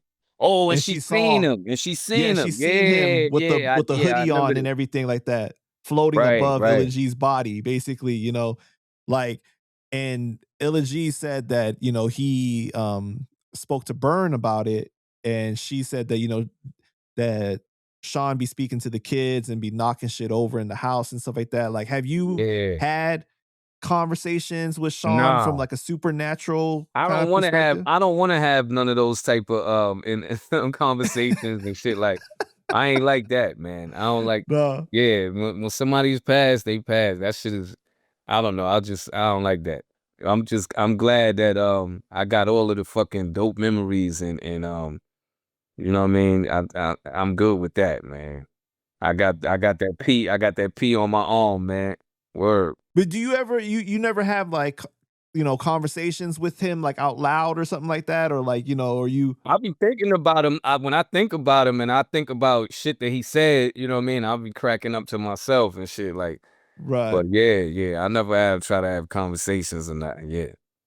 got you. I don't have those type of dreams. Yeah. In 2007, you had appeared on 2 songs on the Boot Camp Clik album, Casualties of War, right? Yeah. BK All Day and Casualties of War. Right. This is when you became the 9th member of the group pretty much, would you say? I'm not really sure, man. I just like made myself the ninth member, man. I said it in song, the ninth member of the boot camp click. Right. Diamond patterns on my Timbs so my boot can't slip. Like, Right. I think to me, it became official when I did the recently when we did the Crownsville album, man. When I did me Right. and Rock did the Crownsville album and the first single, what you call Strength. And you know, because they was calling me boot camp affiliate for years, and I was repping boot camp from the beginning since '98. And when I say they, I mean the fans and everything, you know what I mean? But they was always my brothers, so you know, but I think it became like that, like because when we had the video, they had the boot camp shirt and it had everybody face on it and my face, and I was like, yo, this is like, you know what I mean? Like that was the first time it was like official like that. So to me, it could have been, you know, then, you know, as far as the fans is concerned, but to me, that's when it was. Got you. Now, with the passing of Sean, do you think there's ever a chance that you guys could do another Boot Camp Click album? I'm not sure, man. I'm always ready.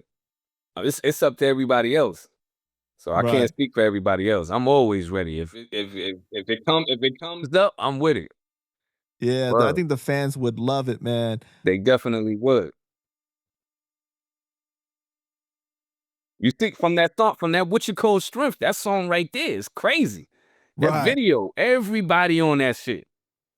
It's fucking phenomenal. Now, you know who M80 is, right? Right. Right. So M80, him and I, we had did an interview where he had revealed that there was this guy that Sean was doing an album with that had all his like unreleased vocals and stuff like that.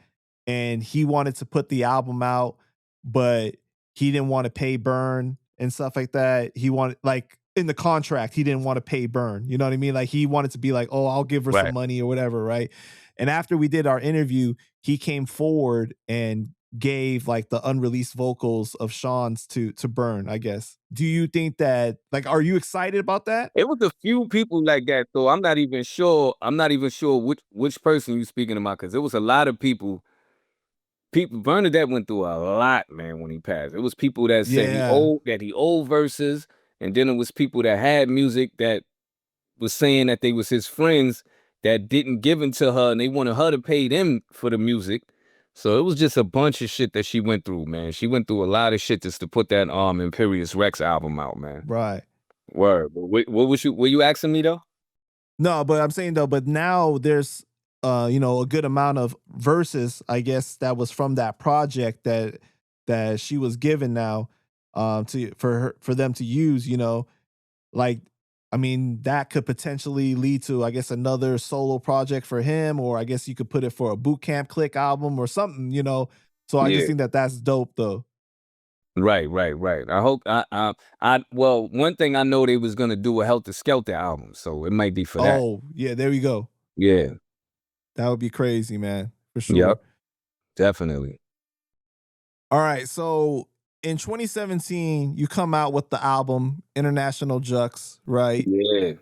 And yo, your verse on 16 bars of corruption. Oh my Murderous God, man. production. Yo, that shit is crazy. Let's Sitting talk harder, about homie, life. with Let's up talk there. about love. Let's talk about heaven in the In the skies skies above. above. Yeah, or we could chat about hell on earth and they tried to make the world better, but it just got worse. Like that shit is like Yeah. That is was a like so joint. on point. You know what I mean? It's Yeah. especially for the time period too. You know, it was Yep. crazy, man. What was the intention with this album? Yo, man, I wanted to do something different, man, because you know, like I said, I'm a big collaborator. Like I'm the a killer collab king, for real, for real. Mhm. So I was like, yo, you know what? I do all of these features all the time. I never heard of nobody doing an album full of features from artists from all over the world, rhyming in their language. You know what I mean? In their native tongue. So, you know, I was like, yo, you know what? I'm gonna do this, man. So I hit up, I just kept posting about it. I was like, yo, and everybody paid to get on the album. You know what I mean? And that's how I put it together. Like a producer from Denmark, a rapper from Germany, another rapper from Dominican Republic. You know what I mean? And then that's a song. Then I got a song with a producer from from Slovakia, and then two Nigerian artists. I mean, a Nigerian artist and an artist from Senegal. You know what I mean? Like, and I just did the whole album like that, and it came out fucking dope, man. I was like, that shit was just super classic. So everybody that's featured on it is promoting it. Everybody wins. You know what I'm saying? And I was shooting the videos. Like, I had them shoot they part where they at and send me the files. And all the videos came out perfect, man. That's a dope album. I'm about to do a part 2. Yeah. So I wanna ask you this, because I've noticed that you've worked with people over the years, like internationally, so much, right? Marco Polo from Canada, Kyle Tachi from France, Snow Goons. You know, you Yeah. worked with like just so many different people. With the conversation about hip hop being a black art form and everyone else being guests, like what are your thoughts about that? Because I feel like you are so accepting of everybody. Hip hop is our music. It is black music. Right. And everybody else is a guest in this shit. But, you know, hip hop is universal. Because you just can't say, you know, we came up with this, we created it. So we can't say it's everybody's. Like, this is because Right. you gotta hold on to, you know what I mean? This is how it started. You can't just, a lot of people don't gatekeep enough and they just give it away. Like, everybody is just, but every other race don't do that. They hold on to their shit. Like, they like, hold up now. Like, we doing songs with you, but this is still our shit. Don't ever act like we didn't start this and we didn't create this. You know what I'm saying? So you gotta give the props to the creators. And but I'm Absolutely. glad that hip hop grew worldwide and it became, you know, everybody could do it. You know what I'm saying? So I love that shit. Do you think that hip hop would be as big as it is today without other races participating from the perspective of either a consumer or being a musician themselves? No. I mean, it went everywhere because of you know, the artists from the beginning that made that music that touches soul, man. It's like Right. it had, the reach wasn't just for New York City. It had to leave New York City to grow. You know what I'm saying? And it became $1 billion fucking business. So yeah, it had to just leave New York City to get bigger. I mean, it's like one of the most powerful things I feel like has been ever invented. You know what I'm saying? You can use hip hop to sell. They use hip hop to sell everything. If you put a Yeah. rhyme to it, it's gold. Right. You know? Yeah, that's all you got to do. Cause I feel like, man, like I've seen you even like, for example, the Black Sunrise album, right? With Omen 44, a Japanese Yeah, rapper. I did a whole tour in Japan off of that EP. Exactly. You know I what I was mean? everywhere in Japan. And then all the beats were produced by DJ Flip, right? You know, Hmm. like you've like really been so welcoming, I feel like, to like everybody. It doesn't matter. It's like if you're talented, you're talented. But I also respect what you're Yeah, saying, where like you still got to pay homage and respect to the originators, the creators of this, right? Because yeah. like I feel like for a lot of genres in music, especially like I never want to see the day personally. I never Cause want to see. this was from black people's.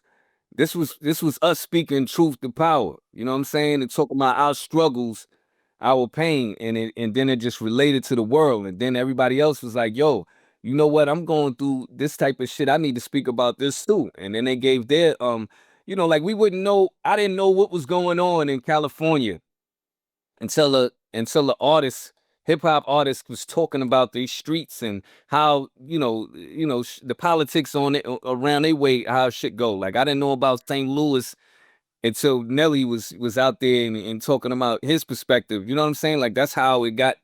You know what I mean? Then I was like, oh shit, oh, you could rap about this, or you could rap about that, or you could sound like this with the accent. Like, it just, yeah, man, that shit's just beautiful. Yeah, it's crazy, man, for sure. Yep. Um, but I think that, you know, it's so important like to always give back to hip hop, because so many of the people that helped create it in the beginning, when hip hop wasn't as lucrative, right? Hmm. They did Hmm. it off of the love for the culture, and they never got to see the fruits of that labor. Right. you know? And Exactly. today is so financially, like, you know what I mean? Like, Yeah, it's people that get into the game and they don't give a fuck about the past or who started. They just be like, I'm just getting money with this shit. I don't care. I ain't paying homage to shit. I'm just doing getting money. So yeah, man, but it's just but it's a lot of people, you yeah. know, But it's a not lot of even people just that off do though. as Yeah. there's a lot of people that don't, and it's not even just about skin color. It's just like people almost like try to bury the past. Like you said, they're just about themselves, you know, trying to get on and get Right. their money, you know. So I just Yeah. think that it's so important to But acknowledge. that can never happen. You can never bury the past, man. I mean, like the impact that a lot of these 80s, 70s, 80s, and 90s rappers had, they still getting money from that shit right now. Like still getting money, man. Like Smith and Wesson, what was this thing? 30-something anniversary? Right. Yo, my brothers, they legends, man. They perform everywhere. They keep dropping new shit. And they still performing their old shit. And all they new shit is official. I would Huh? say the rappers from the 90s are still benefiting, but do you really think that the rappers from the 80s and 70s are still It's a lot of benefiting? rappers from the 80s that's fucking. What do you think LL Cool J? Too Short. Isn't E40 from the 80s? Ice Cube is from the 80s. Yeah, well, I guess that's It's the a later lot of 80s, right? But that album that they put out with Ice Cube, Snoop Dogg, E40, and who the was this? Mount Somebody Rushmore, else. Yeah, the Mount. the That's it. Come on, man. yeah, They from the yeah, 80s, and that album was official. That was a yeah, dope fucking album. Still slapping. Even if they not rapping, they acting. They influence. It's from the, you know what I mean? right. Ice T did a fucking he was on the what's his name for like almost 30 years, 26 years he was on the Law and Order and shit, man. Right, And the Law and Order joint. but you still know him as Ice T the MC. When he's speaking on Twitter, you ain't thinking about the SUV, you thinking about Ice T. You know what I mean? These rappers still they influence it. And if he wanted to do a tour and perform on his old shit, it would fucking sell, man. Yeah, Word. for sure. All right, well, to go back to the Black Sunrise, right? How did Yeah. you link up with Omen 44? Wait, hold on. Yo, somebody rang the bell. Somebody rang the bell. Yeah, I think they ordered food and shit, so that somebody came. But yeah, so what you said about Omen 44? Yeah, how did you guys link up?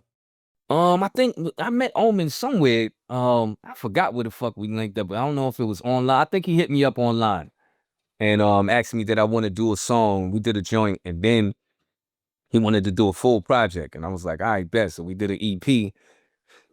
Excuse me, and then that turned into having a whole tour, man. I did like I was in 7 parts of Japan, Osaka, Tokyo, Takamatsu, just everywhere, just all over the fucking Japan, man. That was a dope tour. Now, what is Word. that like And that was in 2016. performing for people that obviously their first language isn't English and they may not even understand English fully, but they know your lyrics though? Like, what is that like to Yeah, see that is that? crazy, man. I seen it. Yo, they was coming to my shows with the albums, with the 12 inches, with the CDs. I was signing, I was autograph signing, and a lot of them did speak English though. You be Hmm. surprised when somebody had rang the bell. Oh, all right. Well, somebody they might not speak the language. Like when I was out in Chile, what was it, last year? Me and my man Skanks was out there in Chile, and the promoter, he speaks English, but it's like a little, not really good. You Broken. know what I mean? That's my man. And but his wife, she didn't hardly speak it at all. But we in the car driving, and she's singing all of these R&B songs, all of these rap records, like she's speaking, like she know everything. I'm like, yo, but it's crazy, but she don't speak, fluent English. I'm like, yo, this is crazy. Like I see that all the time, man. But I don't know, man. It's just I think it's just the flow, and it's the energy. Like whatever Right. energy, your energy is coming through the speakers. You know what I mean? So this is the vibe you on, that shit reaches through the speaker and they feel that shit no matter if they know the language or not. You know what I'm saying? They just be like, yo, like they could just feel it.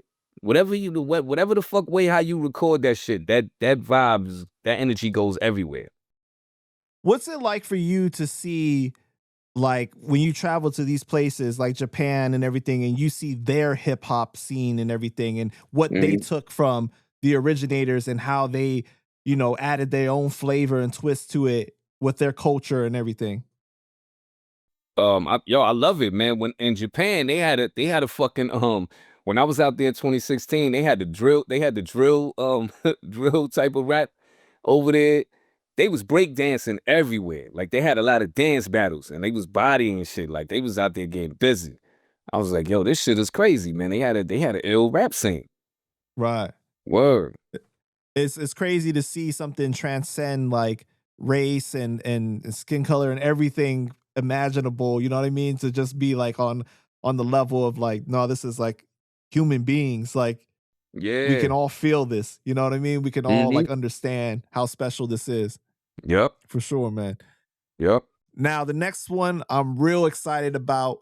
In 2018, you linked up with my man Jake Palumbo and did the project Jake and the Juxx Men, right? Yeah. And released it on Space Lab Recordings.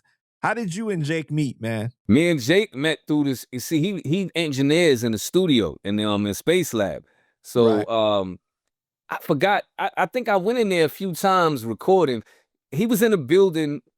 He was down. He had a studio like downstairs in the building. I used to record upstairs with my man Dan the Man Pro, the Man Pro Studios and shit. Shout out to Giambi and Dan the Man.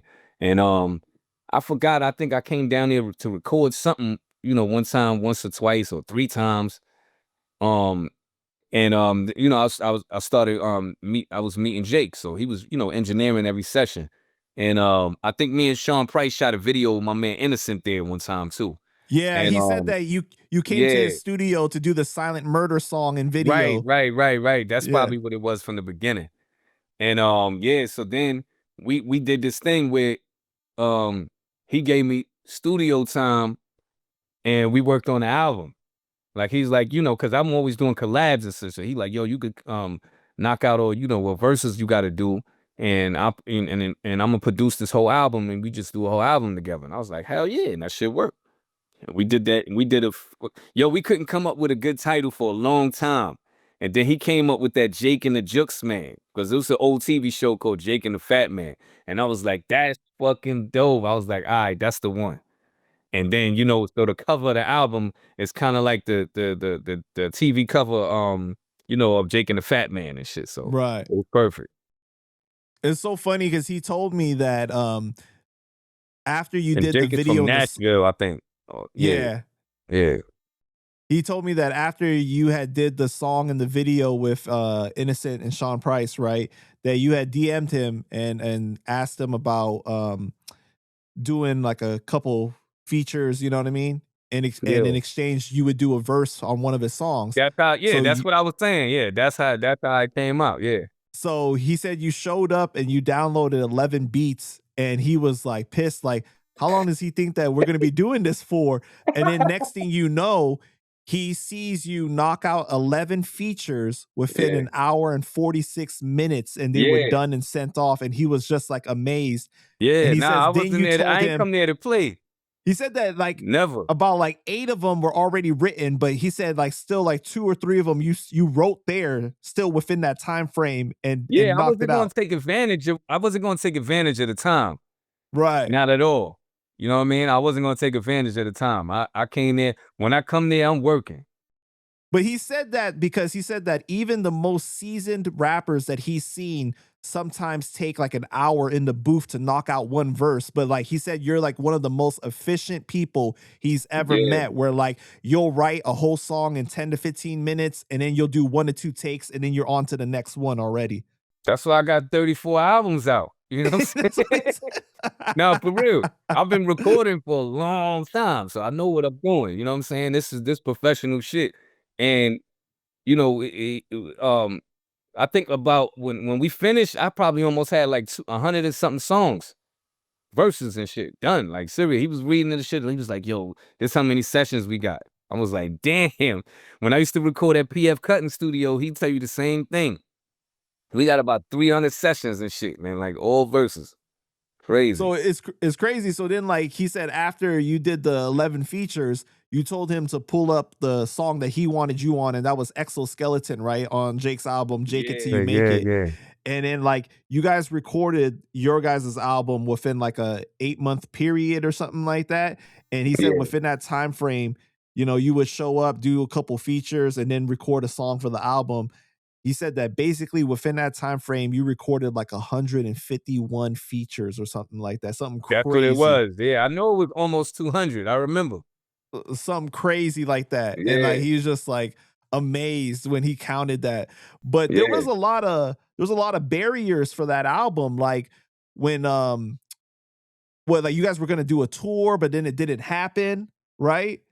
And then like you guys had like a music video and the music video footage got destroyed or something like that. Like, Yeah, man, it's unfortunate, man. Like, we could always go back and still do it, man, because the music is out there and there's people that haven't heard it. You know what I'm saying? right. So we could still do that. We still here. So, you know what I mean? All of that could be done, man. Word. It was unfortunate that we didn't do it, but I love a lot of I love the whole album. You know what I mean? So we could always do that shit, man. And he said So like the CD pressing plant that went out of business after you guys submitted your order for the CDs and everything. So there's like a lot of shit. They didn't want us to be great, man. It was crazy. But Word. the dope thing though was when the album came out, DJ Premier made an IG post of the song Crown Heights Own on his radio. Right. He was cutting it up and everything. Yep. Yeah. That's I crazy, remember man. that. I would love to see you guys do a sequel. That would be crazy, Oh yeah, man. yeah. We got to do that. Yeah, because Definitely. Jake is a good dude, bro. He's a All real the good time, dude. man. Yeah. We always got along great, man, in the studio. Everything was smooth. And then that same year, you and Radicus come out with King of Crime Heights. Yeah. Like, you just don't stop working, man. It's crazy. Yeah. King of Crown Heights, man. He came up with the title. You know, I was saying that already for years, man. And shout out to Hip Hop Junkie, man. She did the whole the album cover, man. That shit was perfect. She did the, you know, like the animated. Right. She drew my face. A lot of people be drawing me. They don't do it good, man. But her shit was so accurate. Word. Yeah, and then on this album, you got Planet Asia, Sky Zoo, Black Poet, Dro Pesci, Guilty Simpson, and Kill Ripken. Like, man, how did that album come about? Yo, Radicus hit me up, and we just started working, man. And you see, I'm always got Sky Zoo on the project. Sky Zoo be coming through. Like, anytime Sky Zoo need me for anything, I'm coming through. And shout out to Guilty Simpson, too. That's my brother, man. Well, me and him met from the tour. Me and him and Sean and Black Milk was on. Them been my brothers ever since, and Hex Murder. But yeah, man, Radicus, he hit me up, and we just started working, man. He was just sending me the joints. And, you know, I got the studio in my crib at that time. So I was just recording everything in my, was I recording this somewhere? Nah, I recorded everything in my crib. And I was just sending them the files. Yeah. And in 2019, you released the EP Magma with Tone Spliff, right? Yeah. Yeah. And on the album, you got Big Wins, Ill Conscious, Recognize Ali, Ren Thomas, my bro King Magnetic. Mag appears on the song How's It Done, right? How It's Done. And did that song come about from Tone Spliff? Because I know he did a project with Tone too. Like, how did that come about? No, me and King Magnetic had been doing joints already. Right. Me and Magnetic been rocking for a minute. And so I think I just hit him up to get on that joint. Oh, gotcha. Because remember, he was on the Champion song with me from the VIC album. You know what I mean? So I knew Magnetic for a minute before then. Yeah, you guys did like My Style Fatal, Majin Vegeta, Guns Theme. Like Guns Theme was self-titled. Yeah. Right, yeah. Yeah, we already had joints already. What's it like working with Mag, man? Mag is super fucking dope too, man. We did a tour. We did a whole tour together. We was all over, man. And that tour was dope too, man. We did a man, what was the name of that fucking tour, man? It was the King Mag. It It was was in the 2016, and you got the tattoo, the Sean Price tattoo in Sacramento. that's when I got it, right. Yeah, damn. How you found that one out? Yeah, I forgot what city I got it. Yeah, Sacramento. That's where we was at. Damn, it was called the Mag Mob Tour. Something like that. I think it was the Mag Mob Tour. Yeah, man. We was in Vegas. We was everywhere, man. Word. Yeah, it's crazy because like even he told me he was all like, "Yo, Rusty be working fast too. Like when you be you making music." Yeah, So yeah. he said that. Yep. That's crazy, man. Yeah, Magnet. We was rocking, man. Them shows, man. We did a joint, oh damn, what's the fucking name of that shit? With me, him, and and um and my brother, man. Damn, I hate when I be forgetting shit, man. We got a dope fucking song, man. We shot the video in the Bronx, man, and that's when I met my man, Mr. We Live TV. He edited all my videos and shit, man. Where he shot that video, and that song was fucking crazy, man. Damn, I forget. I don't know why I can't think of my man name and shit, but yeah, man, we did a dope joint back then too. Yeah. Word. It's gonna come to me later and shit, and I'm gonna be like, oh shit, You gonna yeah, shout it out. yeah, So this next one I thought was really important because of the time period, man. But the song Black Fist, right, with Pete Rock. yeah, yeah. And you released that. That didn't appear on any album, right? That was like a loose, like just like a loose song. Yeah, we were supposed to be we were supposed to be working on an album. That's what we was starting off doing. Got you. And but then we didn't, we didn't continue with, from different shit. He working on shit, I'm working on shit. But that was a dope fucking record, man. Yeah, the I remember video when he is sent me crazy that shit, I too. sat on that shit for a minute, longer than I usually do. Because it was a P Rock, you know what I mean? I wanted to make sure I wasn't just gonna be spitting and talking about, how I'm the best MC. I wanted a real song with substance, you know what I'm saying? Something that's gonna stick. And that's what I fucking did, man. That album was that beat and the shit that was going on. I spoke about that shit, and that shit came out super hard. Man. Word. Right. I still perform that shit every time too.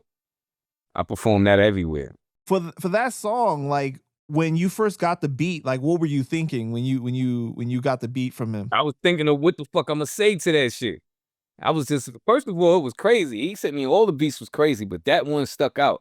And I was like, yo, I'm gonna go fucking bananas on this shit, man. With the yo, that beat, the beat, yo, soon as anywhere I perform that shit, I don't give a fuck where I'm at. People just like automatically. I don't even gotta Mhm. say Pete Rock produced it. They just like, oh shit. When and they hear the whole show and they be like, yo, that Pete Rock shit or that Black Fish shit you did, that shit was crazy.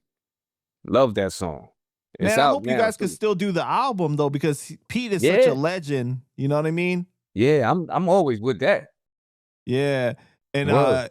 if Blackfist is any indication of like other songs that you would do, Yeah, what the album would be. be fucking Word. crazy because Super salute to Pete Rock, man. Pete Rock is a good dude, man. I always call him every once in a while, just checking in and shit, man. Pete Rock is a good dude. Word.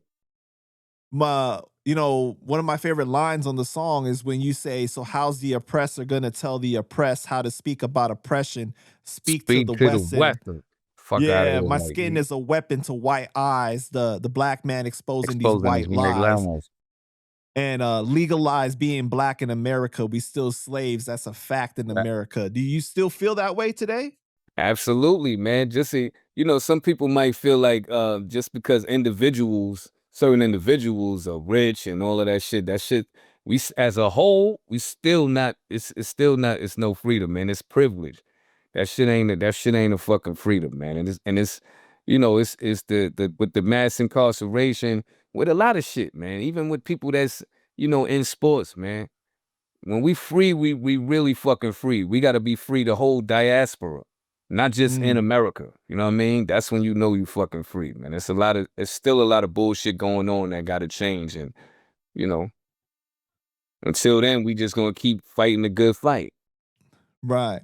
And then I like the other line that you said when you said, when they say go back to Africa, it's funny, I swear, because we the Native Americans who were already here. Already here. Do you identify as a foundational Black American? Because like that's kind of like the belief, right? No, I don't identify as that. I just know that we started from Africa and we populated the whole fucking planet. We went all over the planet, and it was black Oh, so people you're here. talking about from like Pangea, kind of. We was yeah we Africans Moors traveled the world. You know what I'm saying? It was people already here. Everybody didn't come from over there. Well, we came from over there at one point, but what I'm Right. saying, we occupied this land already. Got you. Okay. Right. All right. So in 2020, you released the album James Brown of the Underground with Amadeus 360, the Beat King. Yeah. And this comes out on Duck Down, right? Right. Rockness Monsta is on the feature, you know, on the song Sean VSOP. Yeah. And you sampled Sean on the hook. Yeah. But the song Rap for Real, that song to me was real crazy, the rhyme scheme that you did throughout the entire song because of how you were because using. if you're a real hip hop head, you know what it is. Right. So like the popular names of the songs and the albums and stuff like that. Like, how did you come up with that idea that you wanted to do that? I'm just from listening to old school hip hop shit, man. A lot of people did certain shit like that before, but they probably didn't put it in make a full song out of it. You know, like they might have said one or two lines, you know what I mean? So I had to do that, man. Ultra Mag had me ego tripping. You know what I mean? Like it's a lot of shit, man. That whole fucking song, man. I was paying homage to like almost all of the artists that influenced me. You know what I'm saying? So I was just thinking of all of that shit. Just rhyme. I was rhyming they album titles or their song titles or something that they said. You know what I mean? That you would know that they. You know what I mean? Yeah, shit was crazy. Would you say that in today's era, do you still pull more inspiration from the past or from the present as far as like the From music both. goes? From both. From both. Because I'm inspired by a lot of new artists too, man. Especially a lot of new female artists, and it's a lot of dope artists out right now, man. I got a lot of my homeboys, man. They still inspire me, man. My whole Bangkok fan, man. One Click Bang, Skankster Rap Martyr, Mommy Bars. Like it's a lot of dope. You know, a lot of my family is just fucking nice with it. Boot Camp, and Right. I get inspired by a lot of new artists that's out. You know what I'm saying? Like I watch videos, I hear a lot of shit, man, and I get inspired all the time. So that same year, you released Ruste Juxx meets Zealot of FWM, right? Sulfuric acid. Yeah. FWN. Yeah, sulfuric acid. Yeah. So that album features Bumpy Knuckles, Terminology, Block McCloud, Conway the Machine, Rim Yeah. the Villain. Like, how did the feature with Conway come about, man? Zealot made that happen. Cause I never met Conway. Zealot and made that happen. He hit him up and got him on the album. And that shit was fucking mean. That's a mean joint. Shout out to everybody that was on the album, man. Grim, Bumpy, everybody was fucking annihilated their verses on that shit. Term, words, Right. my brother. But it makes sense though. Like your guys' like sounds perfect together. You and like that whole Griselda, you know what I mean? Like, yeah, Sean was fucking with them before, you know what I mean, before he passed. And yeah. so, you know, they know about the whole camp, and you know, that's that New York shit. You know what I mean? They from upstate, but it's still New York. Right. Now, I've noticed that you've worked with Terminology a lot over the years, right? Yeah, that's my brother. Yeah, what is that That's like, my man? brother. Term is always fucking official, man. He's always he is who he is, man. Like he never been fake, phony, and switching up. Like Term has always been solid, man. Every time I see him, we got mad love all the time. Every time I see him, man, and every time you know, if he need me to, like he got me on this album. I forgot the name of the album, but we did a song, me, him, and Runt Dog. And it's called Roaches. And so we was rhyming about roaches. Yeah, that shit was fucking. You got to hear that song, man. Like after the interview, check that shit out, man. Roaches, and I, I was yo. That's how you know you a true MC when you could rhyme about so many anything, man. You know what I mean? Right. I definitely know about roaches. So I Right. body that shit. You be like, oh shit, this shit crazy. Got black roaches, white roaches, brown roaches. Some shit. Yeah, the whole shit crazy. What was the response like to the Conway feature? Were people surprised by that? Yo, a lot of people around my weight wasn't up on the Griselda shit at that time. I was, you know what Mm, I'm saying? And so I remember I was saying like, yo, you heard of Conway and shit? And but they was like mad people know about them at that time. But just, I'm right. just saying like in Crown Heights.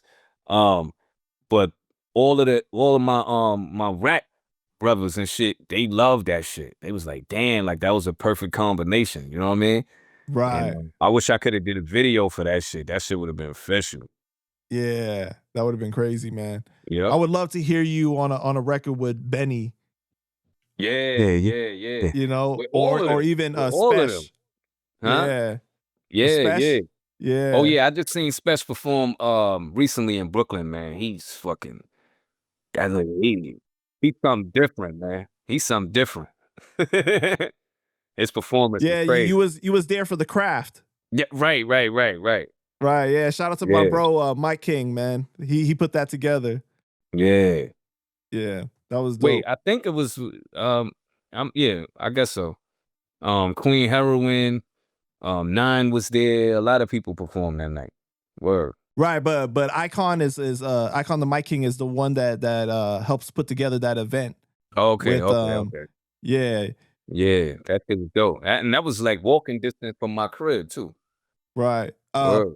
Poison Pen was there, like a whole Right, bunch of people was there. right. Fam was Thurston there. That's my Howell. brother.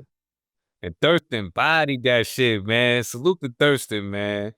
Word. I did a show out there in Miami. In Florida, with when Thurston hit me up to come out there for the polo shit, man. He a good dude too, man. Word. I got a lot of good I got a lot of great relationships, man, in this game. Like it's really nobody that I really don't fuck with if I, came across him. Mm-hmm. Word. Yeah, if you seen the footage of the performances online, I'm the one that edited the footage. Oh, you did? Oh, that's crazy. Yeah, All right. yeah. Oh, that's dope. But yeah, but Queen Heroin, she did her thing, bro. She She's tore that super shit nice. down. Super Yeah, nice. I love that shit with her and Ella G too. In that yeah, for video. real. Yeah. She's dope, yo. Yeah, shout out to Illa G, man. He's super dope. Yup, all the time. Yeah. Illa. In 2021, you release Impervious Alliance, right? Yeah. With my brother Detonate How did in that the come out? UK.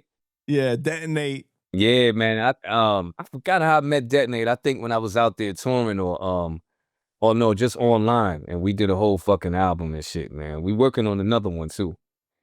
Yep. Oh wow, for real. Yeah. Yep. So what's that chemistry like with working with him? Me and Dep be talking all the time on WhatsApp and shit. Like he always hit me up, man. He got the heavy English, the UK accent and shit, man. And we be just chopping it up, man. And it's just like working with family, man. Word. Right. When you working Yep. on all these different projects, like how do you decide, yo, this is finished now? Like, do you aim for like 10 tracks, 12 tracks? Like, what do you? Yeah.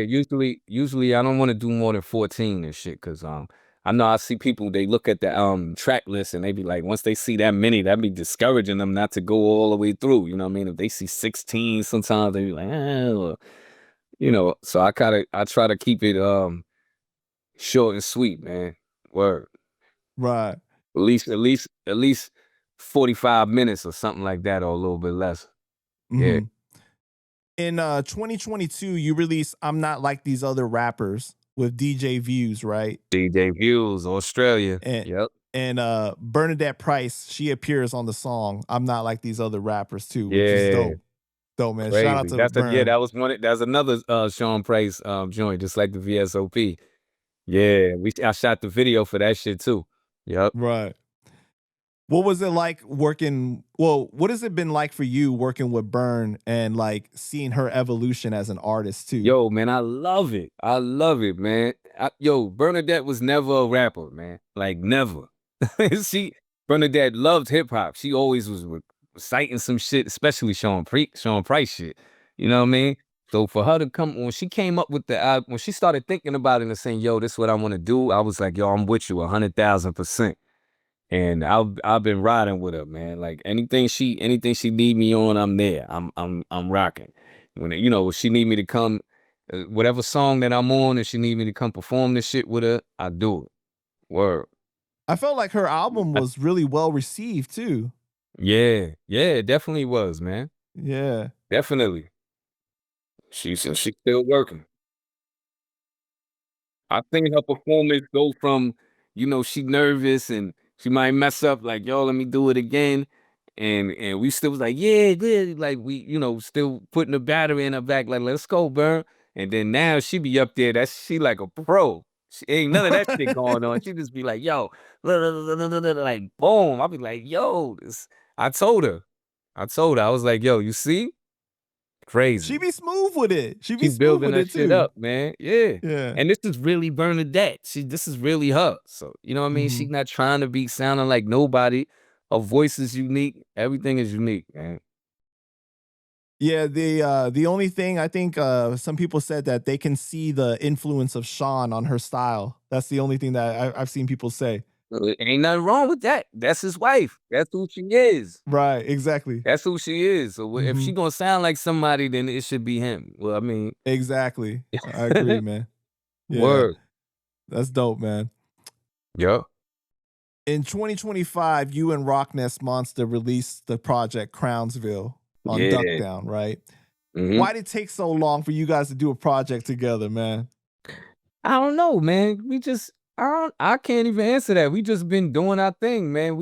I don't think we was thinking about doing the joint. I think, well, one time we was on a tour, and when I brought it up to him, because this was something that me and Sean was talked about doing before. We was talking about doing an album called Crownsville. And Mhm. so I said that to Rock. I was like, yo, damn, I wish I could have did that album with Sean, man, called Crownsville. And he was like, yo, I'm still here. And I said, oh shit, yeah. So like, yeah, then we was like, yo, so we didn't even start it then, but that's when it came up, it sparked. Right. And then we started working on it. One year we started doing mad joints, and then we stopped. Then we came back a few months later and finished the whole shit. And you know what I mean? It was crazy, man. Crazy. Like, and then at one point we recorded everything in one studio, and then somebody came in the studio and did something and fucked up all the files, and all I had to re-record about 7 verses. I ain't never had to do that shit in my life. I was mad as a motherfucker, man. Cause I've been listening, Damn. you listening to the song and you done put that energy in there already and did it and it sound perfect. So now I had to recreate that shit. It's the same rhymes, but once you did it, you did it. You know what I mean? Right. So I had to do that shit again. The fans can't tell, but I could tell, the difference. But I still tried to make that shit the same way. You know what I mean? I went in there like a beast mode on it. But yeah, man, it was just But like, I was just about to say oh, that because, like, as an artist, I know, like, you will that notice a shit little hurt. nuance to it. Like, yo, I said it a little different right here with the original, where I kind of said it like this. I wish I had said it like this again. And it's like you try to replicate it as much as possible, right? So, like, if you Yeah, like real like particular about the way that you do things, like some people might yeah, not care, but I could tell like you care. You know what I'm saying? So like yeah, you would that be shit like hurt. real like on it like that. I was like, what? They had all his files and my shit got deleted. I was like, God damn. That's I think he crazy, had to man. record some shit over too, but it wasn't like how I think I had to do like 7, 8 verses over. I said, Damn. yo, this is crazy. He would have been tight too if he would have to do that shit. But I was like, yo, man. But it still came out fucking dope, man. And I'm glad we did Yeah. it, man. We put a real fucking tight album together, man. And shout out to all the producers, man. Bumpy Knuckles again. His name came up mad times during this interview, man. He produced the Hell track. yeah, man. He produced on this album. Um Vinny Idol murdered this shit. Just so many dope producers, man, on this album, man. Dope. Yeah, but you got AdWords on the album, Bad right? words. Yup. Right. Yup. Of course, the Boot Camp Clik. You Yeah. got And the Bernadette's on the man. album. Who? Bernadette's on the album. Oh, yeah. Right. No. Wait, is Burn on the album? I Nah, think she Burn ain't is, on the right? album. Wait, I'm bugging. Let's see. Nah, she not on the album. Oh, she's on the album. Yeah, But that's what I was about to say. I was like, she not. She was talking. She was yeah, talking. yeah. Yeah. She is on the album. She was in the studio with us. I'm talking about. Yeah, because I was thinking about a feature verse. That's why. Yeah, but yeah, now Bernadette on it. You know what? She do the interlude, the intro to the fucking Sean Lives On. Right. She like, yo, this Bernadette Price, yeah, Brownsville. Yeah. She set it off on that joint. Yeah. But the music video was dope too for the song that you guys put out. Sean Lives On, yeah. And the title track, Crownsville. Yep. Yeah. That's what I mean. That shit is fire, man. Yep. All right. So that same year, you and OJ released Break It Down. Yeah. How did that come about? Me and OJ, we had did a lot of them joints already, like years before. And then we just revisited it and finished it up. You know what I'm saying? So that shit was dope too. Cause if you listen to some of the joints on the album, I had did the video for certain joints already, like 2-3 years ago. And then we finished it up, man. OJ is another dope fucking producer, man. I forgot where OJ is from. Damn. Man, yeah. I bet you got so much unreleased music, huh? Just like sitting in the vault. Yeah, I got a lot of albums that's done that ain't come out yet. Like me and Nine got a whole album with the Snow Goons. I mean an EP that we gonna drop. It's called Duo. Damn. So every song is named after a classic rap duo. Like we got a song called Kid and Play. Oh shit. A song called the video was out for that. Kid and Play. Check that shit out. Right. Yeah, I saw that. Yeah.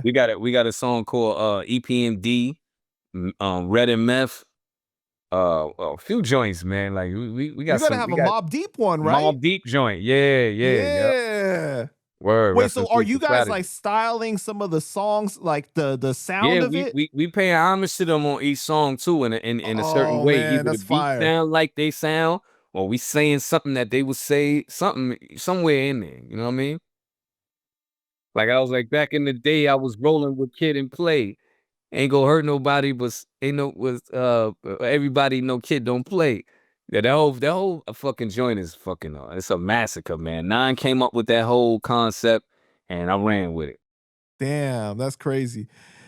Yo, but you also did this project with a producer from Indianapolis, right? Where you rapping on like drill and trap beats type of. Yo, how like, did you know about that? Cause that ain't even come out. That's what I was about to say. I was like, it was called Murder Rap, and you got paid, but the project never came out. So like, what happened? I don't know. Wait, what did happen to that? Murder Rap. Like you ain't never hit him up? You never hit him up to be like, yo, why you ain't put it out? I don't know if I did, and I just don't remember, man. Yeah, that shit didn't come out. I don't know. I don't remember what the fuck happened with that, man. And that was a dope fucking album, cause yo, nobody never heard me rhyme like that. Right.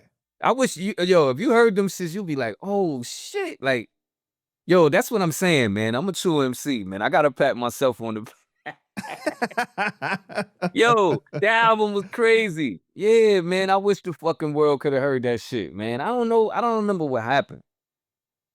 Yo, man, how come you know, it's so funny. It's like you got so much music, so I guess maybe this is why you can kind of about that though. Cause I'm really asking, like, what the fuck? Because I heard you say it in an interview before or something like that. Oh, that's why. I'm like, what the fuck do we even put this shit out? All right, yeah, all right. Yeah, nah, that was a dope fucking album, man. Damn, I wish that shit would have dropped. But I'm saying though, it's like you put out so much music that it's almost like you're not even tripping over it. Where like a regular artist would be like, yo, why ain't the project coming out? It's like you just on to the next thing constantly. Yeah, cause I ain't never doing that cause I'm still working. So no matter what, I'm putting something out. I'm putting something else out. So in that's the meantime, why I could never see you being on on a major label? Because like this kind of being independent, being able to put out as much music as you Nah, I do want, what I want to being do. able I to don't want to be on a major unless I could do what I want to do. You know what I'm right, saying? And which they that's the wouldn't is the let you, contract. obviously. Right. If my contract ain't, I'm free to do it as I please, I can't really do it, man. Yeah. This whole model fits you so much better where like you can do it Yeah, I'm exactly the way comfortable you like this, want. man. I be in my house. I be in my apartment. I record out my own space, man, at my own time. And I shoot my own videos, man. I set up my tours and I'm all right. I'm not fucking rich, but I'm comfortable to where I could, I've been doing this for a long time like this, man. So I like the way it's going. For sure, man. All right, man, I got to ask you this.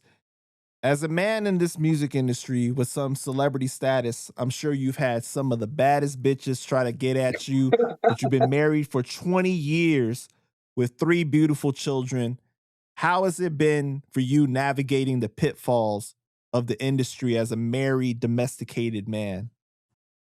It's all about discipline, man, and it's all about being the man that you say you are. You know what I'm saying? Like you gotta if you I gotta be who you gotta practice what you preach, man. Like I can't be, saying that I'm one way and talking to my kids and then I'm out there doing this shit, man. Like I love my wife, you know what I mean? We've been together 22 years, going on 23 and shit, and we still in love, man, and I respect her and I'm loyal to her, man. It is, and it's not, and it's the same way with her to me. You know what I'm saying? Like we got a family, we got a bond. We watch movies every night together. We go out to eat. We do all type of family shit, man. So I can't never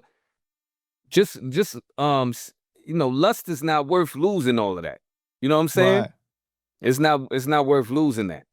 Like anybody could be attracted to anybody, man. But it's like, is it worth it? Is that the one for you? And like, I'm 48 years old. It's not like, I fucked up before. And ever since that time, I was like, never again. And never happened. And I be on tour everywhere. She still knows all my movements, what I'm doing. And I've never been a big liar. You know what I mean? I never Right. been the type to be, I don't want to be lying. Like if I'm gonna be doing something, I'm gonna be doing it and people gonna know what it is and they either gonna accept it or they don't. But I'm not that type. So, you know what I'm saying? I rather I'm happy with how we are, man. You know what I mean? I don't want to be with this woman and that woman and that woman. Like, you know what I mean? I'm good with my woman. Just like how I like my music just with one producer. You know what I mean? Mhm. So, that's how I keep it, man. Me and my wife, we just strong like that. Man, that's Well, so respectable, and I commend you so much for that, bro. Because yeah. like they always say that like, you would never wife up a hoe, right? But you'll throw hmm away your whole family for one, like a lot of these people will. You know what I'm Yeah, saying? A that's lot of not people smart, end up man. doing That's this not shit. that shit ain't smart at all, man. Like, Yeah. for what? It's terrible. You just It's gotta be like, it's plenty times, shit. People done said a lot of shit, and I play dumb, like, what? I ain't exit stage left. You know what I'm right. saying? Right. You just gotta get out of that, get away from that situation though. And then later they'll see you, they follow you, they see you be like, oh, he got a wife, he got kids and shit. And I post about my family. Like some people don't post about their family and shit. Like, I don't post everything, but I post enough to where if you follow me, you know what's going on with me. You know what I'm saying? You know that I live with my family and shit like that. And it ain't that far you can fucking go. Once you start cheating and lying, shit gonna come out. It's just Yeah. like the old saying, whatever you do in the dark comes to light. It's no Mhm. way you could stop somebody from saying something because they could, the females is investigators. They'll find your white page and write to her and be like, yo, man, yeah, I was this date and everything will line up. Nobody can't say nothing about me. You know what I mean? Nowhere at no time. They can't. Cause that ain't happening. It ain't. If somebody say some shit like that, where the fucking evidence at? Ain't that shit ain't never coming out? Cause I don't do it. I ain't flirting. I ain't giving you that, you know, I ain't leading nobody on, none of that shit. Word. This era too is so much harder because of screenshots, recording Yeah, I conversations, mean, all it's types not of so shit. much. You know, when you got, when you gonna have the time? She know all my time, my energy, my love, everything is here. Right. Everything is here. It's crazy, man. But you've been living in the Bronx for a long time now, right? I was living out there for 12 years. My wife from the Bronx. Oh, That shit okay. was a long time. We was out there for a minute, but now we back in Brooklyn. So we've been here I've been back for 2 years now. That was the best move we was to ever make. It was my daughter walking past. So you know what I mean? I'm back in Brooklyn, man. Was that hard for you to live out in the Bronx for 12 years though? No, it was just seemed like I was so far, man. The Bronx seemed like the boondocks. Like if you from New York and you ain't from the Bronx, that shit seemed like that's as far as a motherfucker, you know? Unless you driving and shit, you know what I mean? Like, but I mean, it's still far. So, you know, everything I did was in Brooklyn or Manhattan.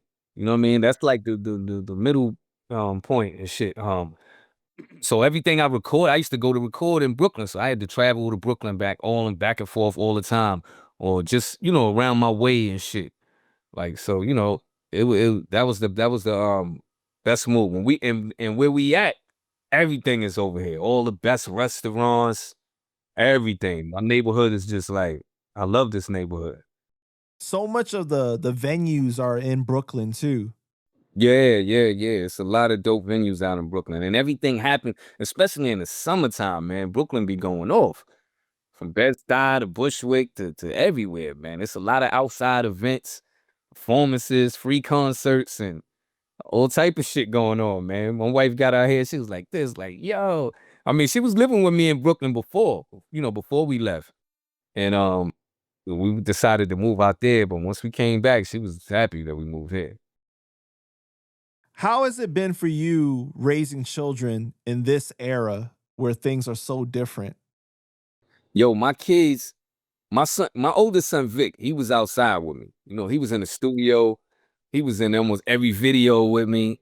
Vic was, you know, he was out there. He was out there in the streets, so he know about the come up and everything. But Boogie and Sita, they stay in the house. You know, they go out like to do certain shit, man, but they mostly in the house. They not like how I was on the block.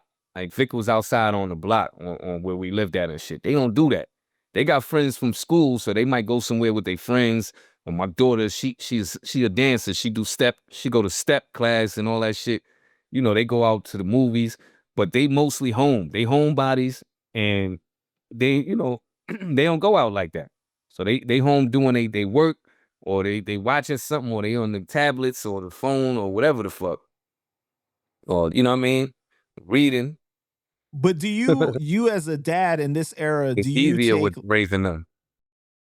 do you in this era as a dad, do you take like more precautions to talk to them about things like social media and how like the impact of it and the dangers of it? Yeah, definitely. They can't just do anything. But Boogie is 18 years old, man, and I raised him good enough. He's really smart, man. He be learning about shit I ain't even. I'm like, when you had the time to learn about that? Like he's very knowledgeable about a lot of shit. He be like, oh, like he's in college now and shit. And like they, you know, I raised them right, man. I teach them, and they got good friends. Like you know how you could tell your kids, the kids that they hang around, they all good children and shit. You know what I mean? They not fast. They not in the streets either. They always talking about school or some type of work they doing. So you know what I mean? And I trust them. They don't lie to me. Like you know what I mean? So you know everybody a lie to their parents once in a while, but you know for the most part, man, they good kids, man. That's a beautiful thing, man. Yep. All right, man. Last question. Rusty, on the song Bread on Your Head from the Execution Project, you said, my bro Sean P, my bro Big Rock, Juxx, Smith and Wesson, and the homie Buckshot, we form like Voltron, Mm-hmm. chopping your dome off, broad day letting the chrome off. Duck Down has been such an important part of hip hop. so much talent coming from the camp, bro. Yeah. What does Duck Down mean to you and what you guys have been able to accomplish together? What does Duck Down mean to me, man? Duck Down was my introduction into the game, man. Duck Down threw me a lifeline, you know what I'm saying? And introduced me to a whole new fan base, you know what I'm saying? Duck Down held me down through a lot of hard times, man. And Duck Down is my family, you know what I'm saying? Shout out to Smith & Wesson, OGC, Buckshot, Rock, Bernadette Price, Shucky, you know what I mean, Drew High, everybody, man. Shout out to the whole camp, man. And you know, Steel and Tech. Yeah, man, I just Duck Down mean a lot to me, man. I wouldn't be a lot of the places if it wasn't for Duck Down, man. Due to my affiliation or, you know, just being the 9th member of the boot camp Clik, man. So, and that was all from Sean too. You know what I mean? Sean lives on. So yeah, man, Duck Down is official tissue, man. Word. Right. And I was a fan before I met them, and I'm still a fan. Word. Do you think that Duck Down gets the props that you guys deserve? I think we do. I think we do. I mean, people love Duck Down all over the world, man. Like worldwide boot camp Clik, man. So it's shown all the time, man. The fans, you know, they speak. I see it. I'm watching everything online, man. I see what the people say on the every time, you know, from the Duck Down Facebook post to the Instagram to the YouTube comments. I see almost everything, man. So people always showing love to Duck Down, man. Word. Sure, man. All right, Rusty, man, I just want to thank you so much for your time, bro. Is there anything else you want to say to the people before we go ahead and wrap it up? Yo, man, just thanks for having me, man. This was a dope interview, man. You surprised me with a couple joints that I ain't even know you knew, man, and shit, you know what I mean? I just want to say for everybody, man, who's been rocking with me and new people that's rocking with me now, you know what I mean? Look out for my new album. I got a new album out right now. It's called The Spectacle of Fearsome Acts, produced by Wounded Buffalo Beats. A new album, a new EP with 9 called Duos on the way. Just a bunch of new projects, man. Follow my YouTube channel. My Pen and Pad, right? You got another one? My and one of my latest albums that dropped in October, live from Crow Hill. You know what I'm saying? Fully produced by UG of the Cellar Dwellers. It's me and my brother Skanks the Rap Martyr. Check that album out, Crownsville. You know what I'm saying? Just keep rocking with me, man, and follow my YouTube channel, official Ruste Juxx TV. Word. Wait, but you got a new one coming out called like something like My Pen and Pad or something like that too, right? Oh, produced by DCP Long Beats. Word. See, you don't even be remembering. I got you put out so much man. work. It's a bunch of shit, man. I can't even think about everything. I got a lot of projects on the way, man. Word. Yo. Everything. That's why I said just look out for my new shit. That's all. Right.